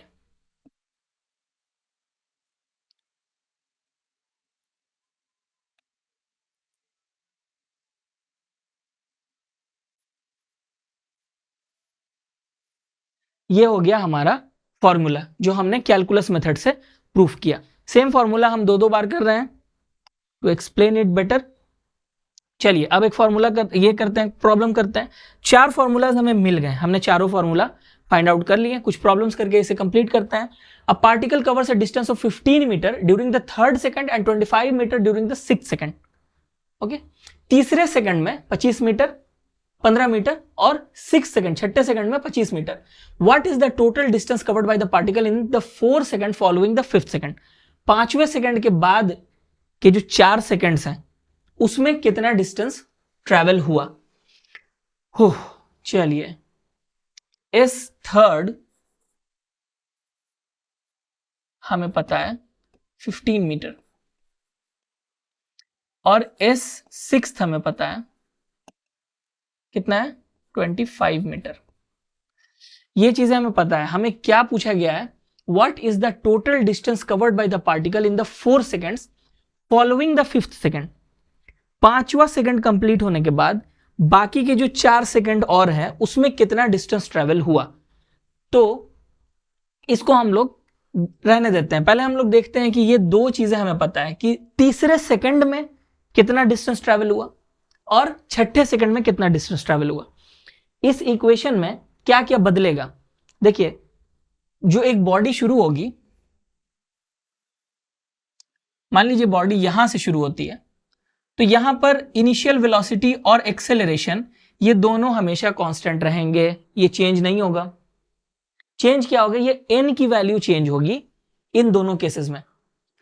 हमें Snth पता है 15 और 25 और दोनों केसेस में ये n भी पता है। हमें दो चीजें नहीं पता है, u और a, दोनों कांस्टेंट हैं। ठीक, हम क्या कर सकते हैं, तो हमारे पास दो इक्वेशंस हमें मिलेंगे और दो ही चीजें फाइंड आउट करनी है, u और a। तो पहला काम हमारा क्या होगा, पहले हम u और a फाइंड आउट कर लेंगे। जब ये कर लेंगे उसके बाद आगे का प्रॉब्लम बड़ा इजी है, ऐसे पूरा ही प्रॉब्लम इजी है बाय द वे। तो चलिए पहला इक्वेशन हम लिखते हैं। पहला इक्वेशन हमारा क्या है, S3 is equal to u plus a/2 into 2n-1 है, यानी 2 इंटू 3-1। 3 क्यों, क्योंकि ये S3 है, nth में n जो रहता है, n की यहां पर भी n की वैल्यू वही रहती है ना। Snth का मतलब है 2n-1, तो S3 का मतलब है 2 इंटू 3-1। S3 की वैल्यू हमें पता है 15, u प्लस a/2, ये क्या हो जाएगा, 2 इंटू 3 6 -1 5। चलिए ये एक इक्वेशन हमें मिला। ओके, अब हम लोग क्या कर सकते हैं, इसे हम इस तरह लिख सकते हैं, इसको ज्यादा सिंप्लीफाई करने के लिए u इज इक्वल टू, इस पूरे टर्म को इधर भेज देंगे, कि ज़रूरी नहीं है ऐसा करना, मैं कर दे रहा हूं ताकि आपको आसानी हो कैलकुलेशन में। इस तरह से हमने लिखा, इसे हम मान लेते हैं इक्वेशन 1। अब सेम एस सिक्स्थ को हम कैसे फाइंड आउट करेंगे? S sixth is equal to u plus a by 2 into 2 into 6 minus 1। ठीक है, इसकी वैल्यू कितनी है? 25 is equal to u plus a by 2 into, ये क्या होगा? 6 इंटू 2 12 माइनस 1 11। ओके, तो हम ऐसे लिख सकते हैं इसे, u is equal to 25 minus 11 by 2a। चलिए, ये दो इक्वेशन हमें मिला, इन दोनों में u की वैल्यू को अगर हम इक्वेट करेंगे, क्योंकि हमने क्या किया, लेफ्ट हैंड साइड दोनों का सेम रखा है, इसीलिए मैंने एक स्टेप और बढ़ा दिया क्योंकि u की वैल्यू सेम हो जाए ताकि हम बहुत आसानी से इसे कैलकुलेट कर लें। तो हम यहां लिखेंगे इक्वेटिंग 1 एंड 2। 1 और 2 को इक्वेट करने पे हमें क्या मिलेगा? दोनों में u की वैल्यू सेम है तो दोनों का RHS लिखेंगे एक जगह पर। 15 minus 5 by 2a is equal to 25 minus 11 by 2a। ठीक है, ये जो a है इसे हम इधर करेंगे और ये 15 को इधर करेंगे।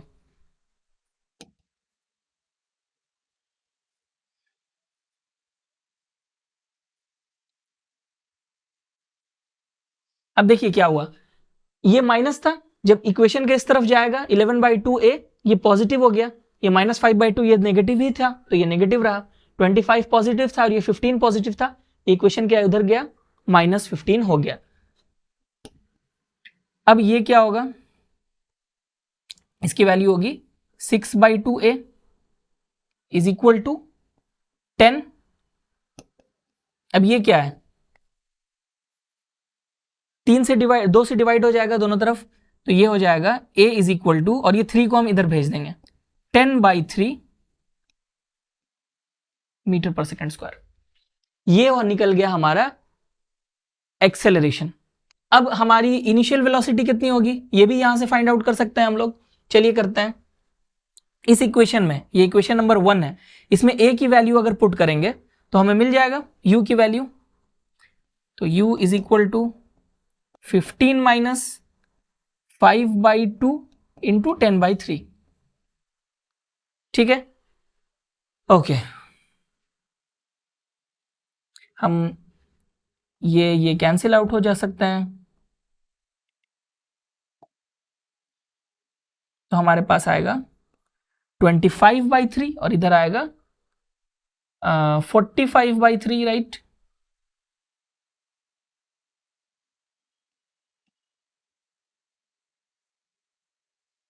तो हम इसे लिख सकते हैं, कितना लिख सकते हैं, 20 बाई 3 मीटर पर सेकेंड। चलिए, आप बोलेंगे सर ये आपने क्या किया, ये मुझे नहीं समझ में आया। फाइन, यहां पर हमने देखा कि ये मल्टीप्लाई होकर कितना हो रहा है, 25 बाई 3। हम लोग जब डिनोमिनेटर सेम होता है तो एडिशन सब्ट्रैक्शन बहुत इजी हो जाता है। तो कभी भी विदाउट कैलकुलेटर हमें जब भी कैलकुलेशंस करनी है तो कभी कभी ये सब चीजें करनी पड़ती हैं। 15 को हम लोग लिख सकते हैं 45 बाई 3, यानी कि ऊपर नीचे हमने 3 से मल्टीप्लाई कर दिया।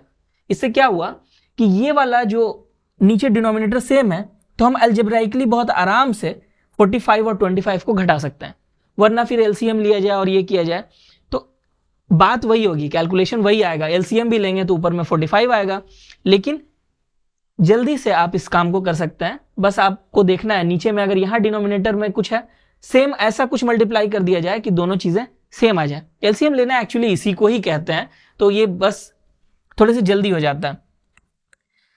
तो हमारे पास में वैल्यू आ गई 20 बाई 3 मीटर पर सेकेंड। चलिए, ये हमारे पास में एक्सेलरेशन भी हमें मिल गया और इनिशियल वेलोसिटी भी हमें मिल गई। अब पूछा गया है कि 5वें सेकंड के बाद के जो 4 सेकंड होंगे उनमें कितनी डिस्प्लेसमेंट होगी। हमें निकालना क्या है, हमें निकालना है कि 5वें सेकंड में t इक्वल टू 5 तक में क्या डिस्प्लेसमेंट हुई और उसके बाद के 4 सेकंड यानी कि t is equal to 9 second में क्या डिस्प्लेसमेंट हुई, फिर इन दोनों को घटा देंगे। यही करना है, राइट। चलिए, तो हम लोग शुरू करते हैं। हम लोग निकालेंगे S9, 9 सेकेंड में टोटल डिस्प्लेसमेंट कितनी हुई। इसके लिए ये फॉर्मूला यूज करेंगे, ut plus half AT square. हाँ, u हमारे पास क्या है 20/3 इंटू 9, t हमारा 9 है, प्लस हाफ a क्या है 10/3 इंटू 9 स्क्वायर। इसे सॉल्व करेंगे, क्या आएगा, यहां पर देखिए ये 3 और 9 एक दूसरे को कैंसिल आउट कर देंगे, मतलब 3 से डिवाइड कर सकते हैं हम, 20 इंटू 3 प्लस ये जो 2 है ये हो जाएगा यहां पर 5,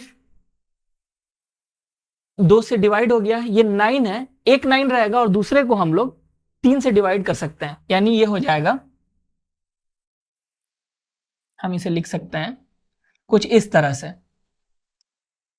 27। अब ये कैसे हो रहा है सर, थोड़ा सा इसको ध्यान दीजिए। ये 9 को हमने लिख दिया, 9 इंटू 9, 9 स्क्वायर को एक 9 3 से डिवाइड हो जाएगा तो बचेगा क्या, 9 इंटू 3 27। समझ में आ रहा है कैसे हुआ? ओके, तो फिर हमारे पास में यह 60, तो टोटल हो गया 87 मीटर्स। ओके, अब हम लोग फाइंड आउट करेंगे S5। S5 कितना होगा 20/3 into 5 plus half into 10/3 into 5 square. चलिए, अब हमारे पास में क्या बचा, ओके, इसकी वैल्यू निकालनी है। यहां पर हमारे पास में आएगा 100/3 प्लस ये 2 इसके साथ कैंसिल आउट हो जाएगा 5, तो हमारे पास क्या मिलेगा, ये 25 है और ये 5 है, क्या हो जाएगा 125/3, तो हमारे पास टोटल हो गया 225/3 मीटर। ये है S5। ओके, अब दोनों को घटाना है, S9 minus S5 is equal to 87 minus 225/3 which would be equal to, चलिए इधर में अगर 3 से मल्टीप्लाई किया जाए 261 होगा, right?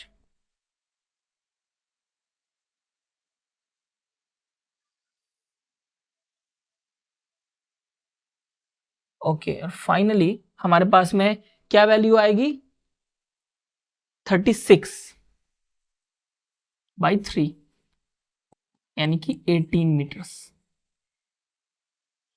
That is the answer. समझ में आ रहा है कैसे हुआ?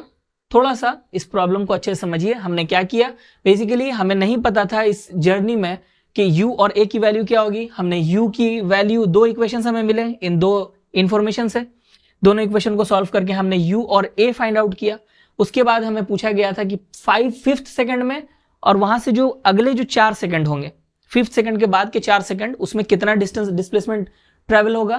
तो हमने S9 निकाला, यानी 5th सेकंड के बाद के 4 सेकंड बाद 9th सेकंड की डिस्प्लेसमेंट और 5th सेकंड की डिस्प्लेसमेंट, मैंने 5 सेकंड में कितने डिस्प्लेसमेंट हुआ और दोनों को डिफरेंस उनका निकाला, जो कि आएगा 18 metre which is the answer. ठीक, मैथ्स इसमें थोड़ा बहुत है लेकिन घबराने की जरूरत नहीं है, यही तो करना है आपको भाई, ये नहीं करेंगे तो फिर कैसे होगा। अच्छा, the displacement of A particle at pth, qth and rth second is a, b, c respectively. Find the value of, इसका वैल्यू हमें निकालने को कहा गया। चलिए, ये दिखने में तो ऐसा लग रहा है कि जब भी ऐसे प्रॉब्लम्स आते हैं तो कुछ जीरो वीरो होता आता है, 1 या 0 दिखने में लग रहा है कि चलो 0 आ सकता है। अब कितना आएगा मुझे पता नहीं, चलिए करके देखते हैं। पूछा गया कि the displacement of particle at pth, qth and rth second, a b c होगी। यानी ए क्या है, ए है pth सेकंड की डिस्प्लेसमेंट। pth सेकंड की डिस्प्लेसमेंट क्या होगी, ये u plus a by two. अच्छा, यहां पर एक्सेलरेशन को हम लोग a नहीं लिखेंगे, हम इसको ऐसे f लिख सकते हैं, ठीक है, क्योंकि a में फिर कंफ्यूजन हो जाएगी ना, क्योंकि इसकी वैल्यू a है। एक्सेलरेशन को यहां पर f करके लिखते हैं 2n-1, और 2 क्या है, pth सेकंड, यानी कि 2p-1 होगा ये। सेम इसी तरह b को लिख सकते हैं u plus f by two into 2 q-1, और c हो जाएगा u plus f by two into 2 r-1। चलिए, ये इक्वेशन हमें मिल गए। अब इसमें वैल्यू को पुट करना है। क्या किया जा सकता है, थोड़ा सा सोचा जाए। यहां पर Q और R है, A की वैल्यू जब पुट होगी तो यहां पर एक P की वैल्यू आएगी। अक्सर होता क्या है, कुछ प्रॉब्लम्स में हर टर्म को अलग से सॉल्व करते हैं, और तीनों टर्म फिर एक टर्म अपने आप में कोई एक वैल्यू ऐसी आती है कि तीनों टर्म को हम लोग फिर सिंपल वे में जोड़ सकते हैं, ज्यादा लंबा ना करके। यहां पर मुझे लग रहा है कि पूरे इक्वेशन को यहां लिख करके A B C की वैल्यू पुट करनी होगी, ऐसा मुझे लगता है। चलिए करके देखते हैं। Q-R into U plus F by two into 2p-1 plus R minus P U plus F by two into 2q-1 plus P minus Q U plus F by two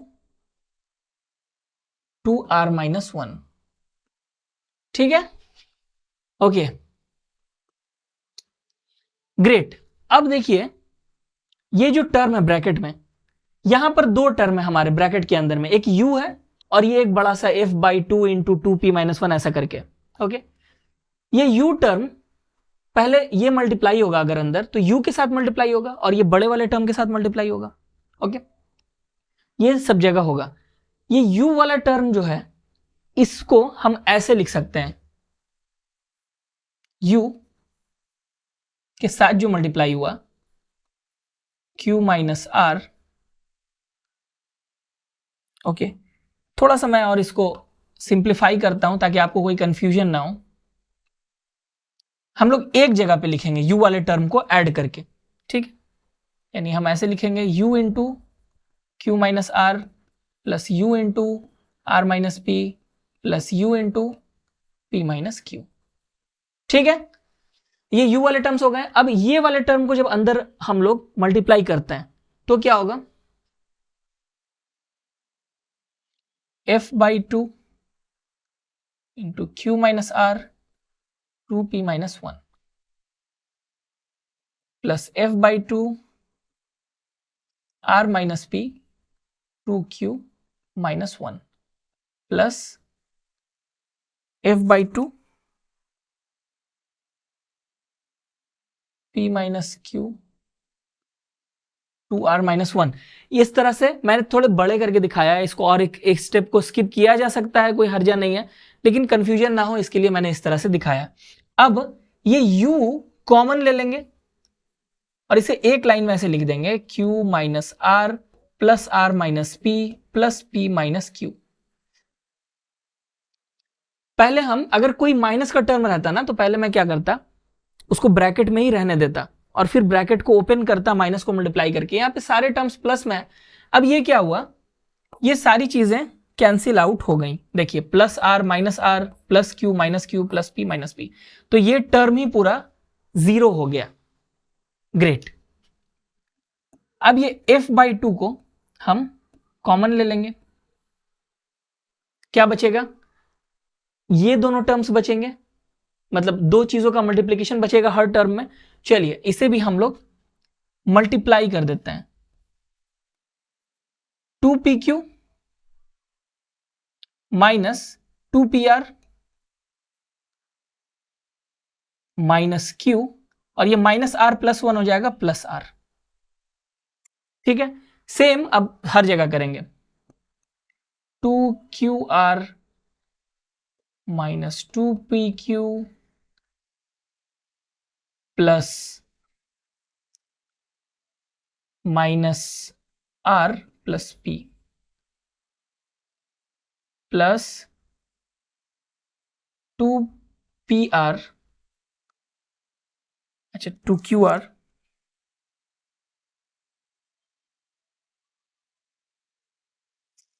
sorry 2PR minus 2QR minus P plus Q। ओके, अब यहां क्या हो रहा है, यहां भी देखिए कुछ चीजें कैंसिल आउट होंगी। ये plus R minus R plus P minus P plus Q minus Q, 2PQ minus 2PQ minus 2PR plus 2PR minus 2QR plus 2QR। यहां पर भी सारे टर्म्स कैंसिल आउट हो गए, यहां पर भी सारे टर्म्स कैंसिल आउट हो गए, तो आंसर आएगा 0। देख के लग ही रहा था कि ये 0 आने वाला है और वही हुआ, अल्टीमेटली आंसर आया 0। ठीक है, अगला question. A girl is standing 9 meters behind a train's door. The train starts moving with an acceleration of 2 meters per second. The girl starts running towards the train at their full speed. How far does the girl have to run? After what time she gets into the train? What is the girl's full speed? यानी कि एक लड़की है, यहां पर हमारा एक train है, ऐसे करके बोगीज हैं ट्रेन की एक बोगी में ये गेट है और एक लड़की है जो यहां से ये दौड़ रही है ट्रेन को पकड़ने के लिए, और इसमें जो डिस्टेंस है वो 9 मीटर है। ठीक है, train starts moving with an acceleration of 2 metre per second square. अच्छा, तो ट्रेन शुरू हो गई और ये लड़की उसको पकड़ने के लिए दौड़, ओ अच्छा भाई साहब, ये तो सिमरन है, ये है सिमरन जो राज के साथ भाग रही है। पिताजी ने परमिशन दे दी है, अब्बा मान गए, अब ये जा रही है अपनी जिंदगी जीने। तो ये 9 मीटर के डिस्टेंस पर अभी है गेट से और ट्रेन शुरू हो गई, तो एक्सेलरेशन है 2 मीटर पर सेकेंड। अच्छा, ट्रेन स्टार्ट्स मूविंग, मूव करना शुरू करती है, यानी इनिशियल वेलोसिटी कितनी है? 0। अब इसको ट्रेन पकड़ना है, ठीक, ट्रेन पकड़ना है, ये एक कांस्टेंट वेलोसिटी से मूव कर रही है, तो हम लोग इसे सिमरन नाम देते हैं अगर, तो Vs, इसकी वेलोसिटी है Vs, ये Vs वेलोसिटी से मूव कर रही है कांस्टेंट वेलोसिटी से। जैसा कहा गया कि starts running at there full speed, full speed में ही दौड़ना शुरू किया इसने, 0 से शुरू ही किया, t = 0 से फुल स्पीड में दौड़ना, और ट्रेन शुरू हुई with an acceleration 2 metre per second. Train की इनिशियल वेलोसिटी थी 0, तो ट्रेन धीरे धीरे अपनी वेलोसिटी पिकअप हो रही है उसकी, और ये अपनी फुल स्पीड पे दौड़ रही है। अच्छा, हमारे ये दो चीजें पता है, ए और यू, ज्यादा कुछ पता नहीं है, और ये भी पता है कि ये 9 मीटर की डिस्प्लेसमेंट है। ये 9 मीटर की डिस्प्लेसमेंट, क्या यही डिस्प्लेसमेंट ट्रैवल करनी है सिमरन को? नो, क्योंकि जब तक ये 9 मीटर दौड़ के आएगी, उसमें जो टाइम लगेगा, उस टाइम में ये ट्रेन तो आगे बढ़ जाएगी, ये जो ट्रेन का गेट है ये थोड़ा और आगे बढ़ जाएगा। ठीक है, तो हम मान लेते हैं कि एक टाइम के बाद में ये डिस्टेंस, ये जो दरवाजा है वो यहां आ जाएगा, और ये डिस्टेंस होगी d। तो टोटल सिमरन को जो डिस्टेंस ट्रैवल करना है वो है 9 + d metre. Okay, 9 + d metre इसे ट्रैवल करना है, और at a time t time में ये जाकर के पकड़ लेगी। ठीक है, इस चीज को अब हमें पता लगाना है। अच्छा, एक और चीज, यहां पर एक और कंडीशन है, पहले हम लोग देखते हैं क्या क्या हमारे पास है। चलिए, अब इसको कैसे सॉल्व किया जाए थोड़ा सा समझते हैं।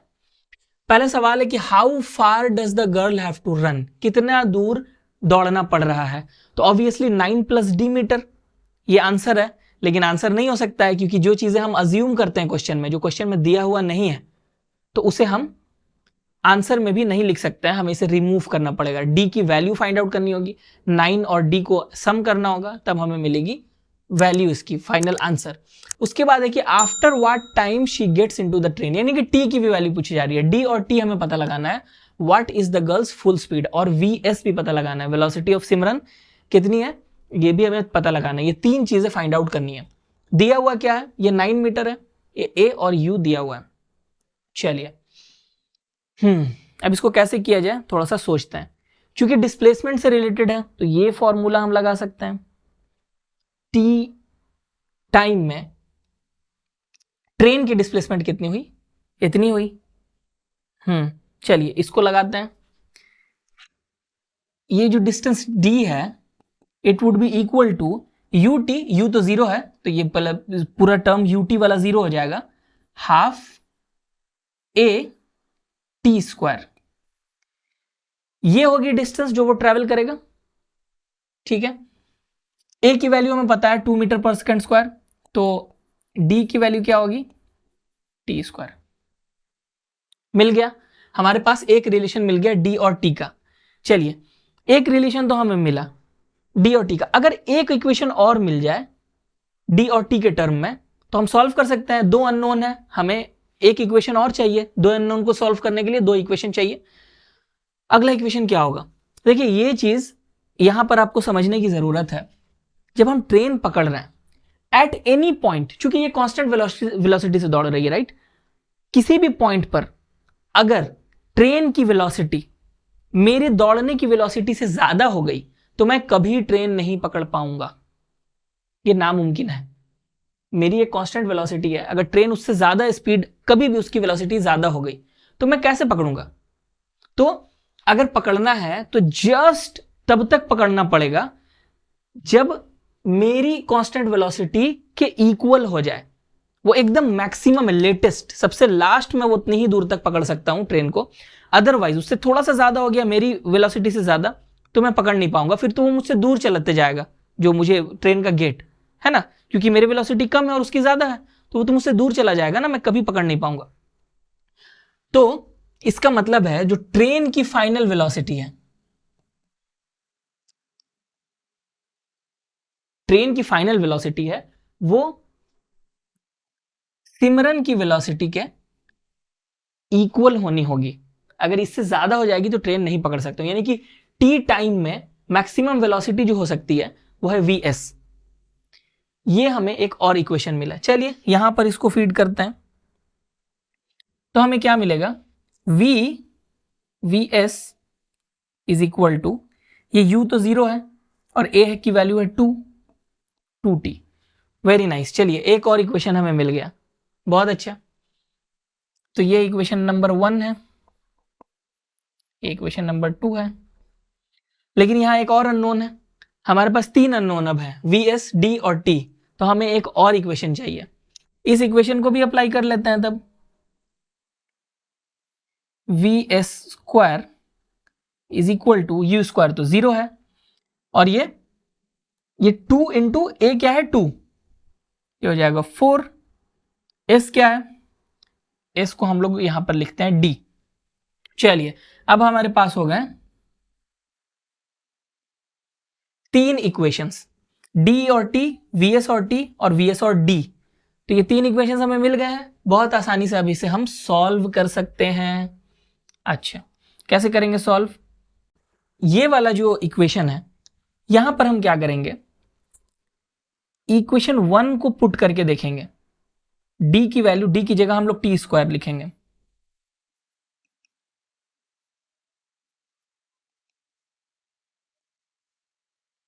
तो अगर दोनों तरफ स्क्वायर रूट करेंगे तो क्या होगा, एक प्लस माइनस आएगा ऑफ कोर्स, लेकिन हम लोग इसको नहीं लिखते हैं क्योंकि माइनस वाली वैल्यू की हमें जरूरत नहीं है। अब देखिए ये इक्वेशन 2 ही आ गया, ओके, इक्वेशन 2 फिर से आ गया। ये दोनों इक्वेशंस 2 और 3 बेसिकली और कुछ नहीं है, एक दूसरे का स्क्वायर रूट है। ये वैल्यू और ये वैल्यू क्या है, एक दूसरे का स्क्वायर, एक का स्क्वायर है या फिर दूसरा एक का। इक्वेशन 2 को स्क्वायर करेंगे ये वैल्यू आएगी, इक्वेशन 3 आएगा, इक्वेशन 3 को स्क्वायर रूट करेंगे तो इक्वेशन 2 आएगी। बेसिकली ये दोनों इक्वेशन हमें 3 वेरिएबल थे तो 3 इक्वेशन चाहिए थे। अफसोस कि ये दोनों इक्वेशन, एक इक्वेशन रिडंडेंट है, रिडंडेंट,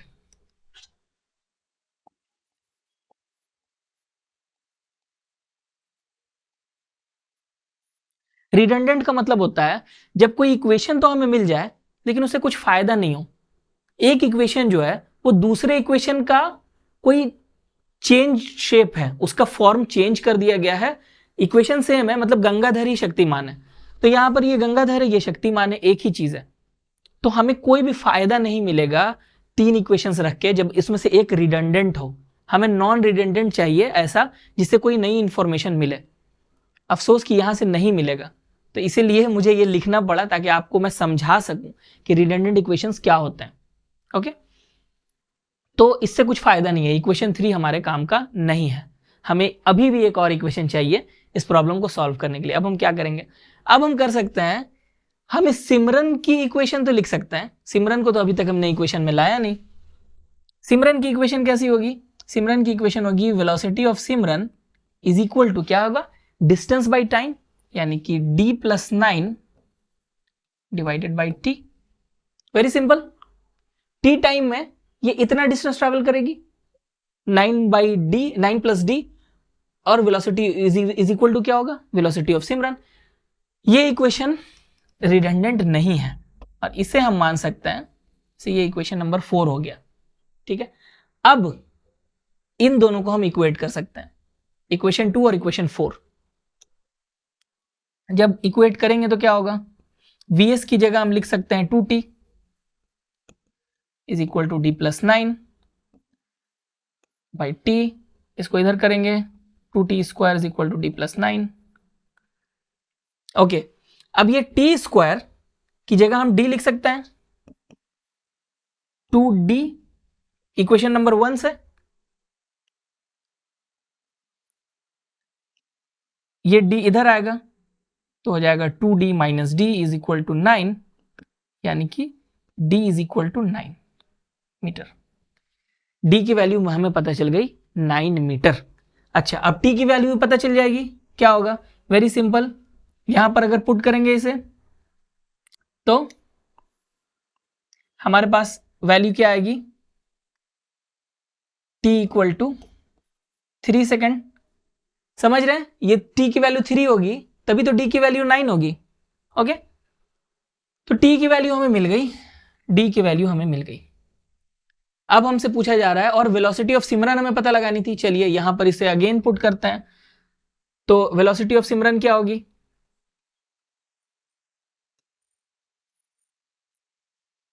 9 + 9/3 क्या होगा, 18/3 which is equal to 6 metre per second. चलिए वेलोसिटी ऑफ सिमरन भी हमें मिल गई, लेकिन पूछा गया था how far does the girl have to run, कितना दौड़ना पड़ेगा लड़की को। तो d की वैल्यू हमसे पूछा नहीं गया था, हमसे पूछा गया था कितना दौड़ना पड़ेगा, जो कि 18 मीटर्स है। ठीक है, तो सवाल क्या था हमारा पहला कि गर्ल हैव टू रन, ऐसा हम लोग लिख सकते हैं कि the girl have to run, the girl have to run 18 metres. ठीक है, टाइम कितना लगा, what time she gets into the train, ये है t इक्वल टू 3 सेकेंड, और गर्ल की फुल स्पीड क्या थी, वो थी vs equal to 6 metre per second. ये 3 नंबर्स हमें मिले, दैट इज द आंसर। तो ये था क्वेश्चन, आई होप समझ में आया होगा। चलिए अगला क्वेश्चन करते हैं कि 2 cars x and y are initially located at positions 200 metre and 400 metre from the origin. Origin से 200 और 400 मीटर के डिस्टेंस पर हैं।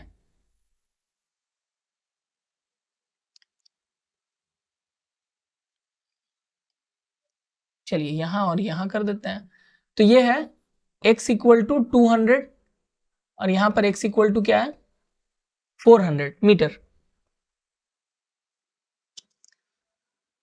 ये x0 है, x0 इक्वल टू 0। ठीक है, पूछा जा रहा है from the origin respectively at time t equal to 0 are initially located at position 200 metre 400 metre from the origin respectively at time t equal to 0। Okay, 2 car हैं, t equal to 0 जब time है तो ये दोनों यहां पर है जब हमने मेजरमेंट शुरू की। कार x अच्छा कौन सी x है, ये वाली x है,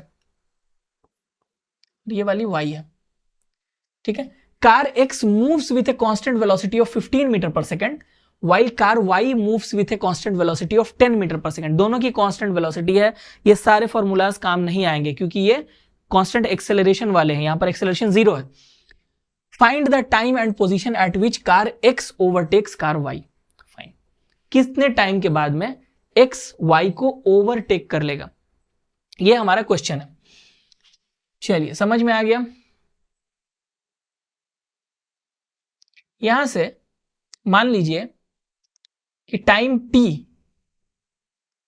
t के बाद यहां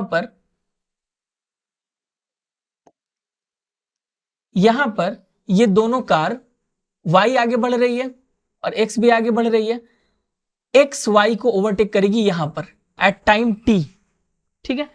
इस जगह का डिस्प्लेसमेंट कितना है, x, मतलब ओरिजिन से डिस्टेंस कितना है, x, ओके। अब हम क्या करेंगे, यहां पर वेलोसिटी हमें पता है कार की, velocity of x 15 metre per second, और इसकी है velocity of y, velocity of y is equal to 10 metre per second. चलिए ये हमें पता लग गया। अब हमें पता लगाना है कि कब ओवरटेक करेगा। मान लीजिए at time t at a distance x from the origin, ये दोनों रीच करते हैं इस पॉइंट को, रीच कर जाएंगे तो ये x ओवरटेक कर जाएगा। क्यों? क्योंकि x की वेलोसिटी ज्यादा है। तो अगर एक जगह पे मीट कर गए तो ऑब्वियसली उसके बाद x ही आगे रहेगा क्योंकि कांस्टेंट वेलोसिटी है, ठीक। तो मीट करते हैं यहां पर, तो टाइम t इक्वल टू 0 यहां पर मेजर किया गया, यह पे भी time t equal to 0 measure किया गया। तो एट टाइम t इसे कितना डिस्टेंस ट्रैवल करना पड़ रहा है, क्या डिस्प्लेसमेंट है इसकी डिस्प्लेसमेंट है x माइनस 400, और इसको कितना करना पड़ रहा है, यहां पर था 200, तो x माइनस 200। समझ में आ रहा है कैसे हो रहा है? चलिए अब हम लोग यहां निकालते हैं, यहां से velocity of x is equal to displacement by time. कितना डिस्प्लेसमेंट हुआ यहां पर, अगर पहुंचना है हमें तो यहां पहुंचने के लिए डिस्प्लेसमेंट है x माइनस 200 बाई t। ये एक इक्वेशन हमें मिला। हमें दोनों चीजें निकालनी है, x और t। दूसरा इक्वेशन हमारे क्या मिलेगा, अच्छा ये vx की वैल्यू हमें पता है 15। अगेन उसी तरह vy की वैल्यू हमें पता है कितनी, x minus 400 divided by t। चलिए तो बड़ा सिंपल सा क्वेश्चन है। अब यहां पर इन दोनों को हम इक्वेट कर देंगे, इक्वेट करेंगे दोनों इक्वेशंस को। टाइम t दोनों में कॉमन है तो हम लोग इस तरह से लिख सकते हैं, टाइम को इधर भेजेंगे 15 को इधर लाएंगे तो क्या हो जाएगा, x minus 200 divided by 15 is equal to x minus 400 divided by 10। ठीक है, ये इक्वेशन है, इसको सॉल्व करके x की वैल्यू निकालनी है। इधर करेंगे 10x minus 2000 is equal to 15x minus 6000। ठीक है, अच्छा अब ये 10 को इधर लेंगे, 6000 को इधर लेंगे और पूरी इक्वेशन को घुमा देंगे। 15x माइनस 10x, हमने क्या किया, 10x को इधर ले गए लेकिन ये पूरा इक्वेशन लेफ्ट हैंड साइड को हमने राइट हैंड साइड में लिख दिया एंड वाइस वर्सा। तो ये हो जाएगा 6000 माइनस 2000, ये हो जाएगा 5x इज इक्वल टू 4000 और x की वैल्यू हो जाएगी, कितनी हो जाएगी, 800 800 मीटर्स। तो पूछा क्या गया है, find the time and position eight विच, तो यहां पे पोजीशन ही पूछा गया है, ओरिजिन से कितनी डिस्टेंस है, तो ओरिजिन से डिस्टेंस है 800 मीटर। यहां पर ये हमें एक वैल्यू मिल गई। अब पूछा गया है टाइम क्या होगा ओवरटेक का, तो ये t की वैल्यू निकाल देंगे, x तो पता ही है। तो हम लोग ये इक्वेशन 1 को ऐसे लिखते हैं, t equal to 800 minus 200 divided by 15 क्या हो जाएगा 600 डिवाइडेड बाई 15 कितनी आएगी वैल्यू 40।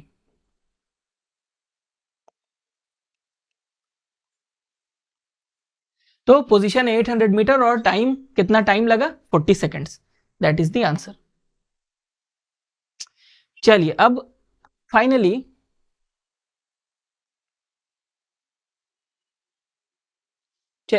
हम लोग नॉन यूनिफॉर्म एक्सेलरेशन, एक केस 4 जो है हमारा, अभी तक हमने जो फॉर्मूलाज पढ़े वो यूनिफॉर्म एक्सेलरेशन के लिए थे। नॉन यूनिफॉर्म एक्सेलरेशन के केस में क्या होगा कि ये जो वैल्यू यहां पर है, ये आप देख सकते हैं कि यहां एक्सेलरेशन देखिए 0 से शुरू हुई मोशन, एक्सेलरेशन बढ़ा, क्योंकि वेलोसिटी बढ़ी तो एक्सेलरेशन बढ़ा, और फिर ये वेलोसिटी कम हो गई, यानी कि एक्सेलरेशन नेगेटिव है। अच्छा, नेगेटिव एक्सेलरेशन का मतलब है एक्सेलरेशन की डायरेक्शन एज ए वेक्टर ये ऑपोजिट होगी। इसका मतलब ये बिल्कुल नहीं है कि वेलोसिटी की डायरेक्शन ऑपोजिट हो जाएगी, ठीक है। वेलोसिटी की वैल्यू कम होगी जब एक्सेलरेशन की डायरेक्शन ऑपोजिट होगी, ठीक है। तो यहां पर वेलोसिटी बढ़ रही है फिर कम हो रही है, यानी कि नॉन यूनिफॉर्म है, एक्सेलरेशन कांस्टेंट नहीं है। जब एक्सेलरेशन कांस्टेंट ना हो तो हम लोग एल्जेब्राइक मेथड से इसको नहीं कर सकते हैं, हमें चाहिए एक इक्वेशन इस तरह से जिसे हमें इंटीग्रेट करके सॉल्व करना पड़ेगा। इसमें ज्यादा कुछ समझाने का नहीं है, मैं जब प्रॉब्लम करवाता हूं वहां पे समझ में आएगा। चलिए यहां पर क्वेश्चन है कि the motion of a particle is described by the equation. ये इक्वेशन है जहां से मोशन ऑफ द पार्टिकल समझ में आ रहा है। ये क्या चीज की इक्वेशन है? एक्सेलरेशन की। एक्सेलरेशन कितनी है? 3t²।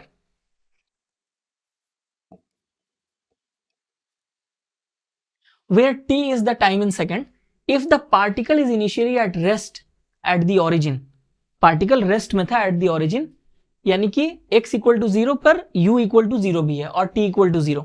t इक्वल टू 0 जब होगी तो x भी 0 होगा और u भी 0 होगी, इनिशियल वेलोसिटी 0 होगी क्योंकि रेस्ट पे है initially. Determine its position, velocity and acceleration when t is equal to 1 second. तो जब 1 सेकेंड का टाइम बीत जाता है तो हमें पता लगाना है कि पोजीशन, वेलोसिटी और एक्सेलरेशन कितनी होगी, ठीक है। ओके, तो इसे कैसे सॉल्व करेंगे? इसे हम सॉल्व करेंगे कुछ इस तरह से।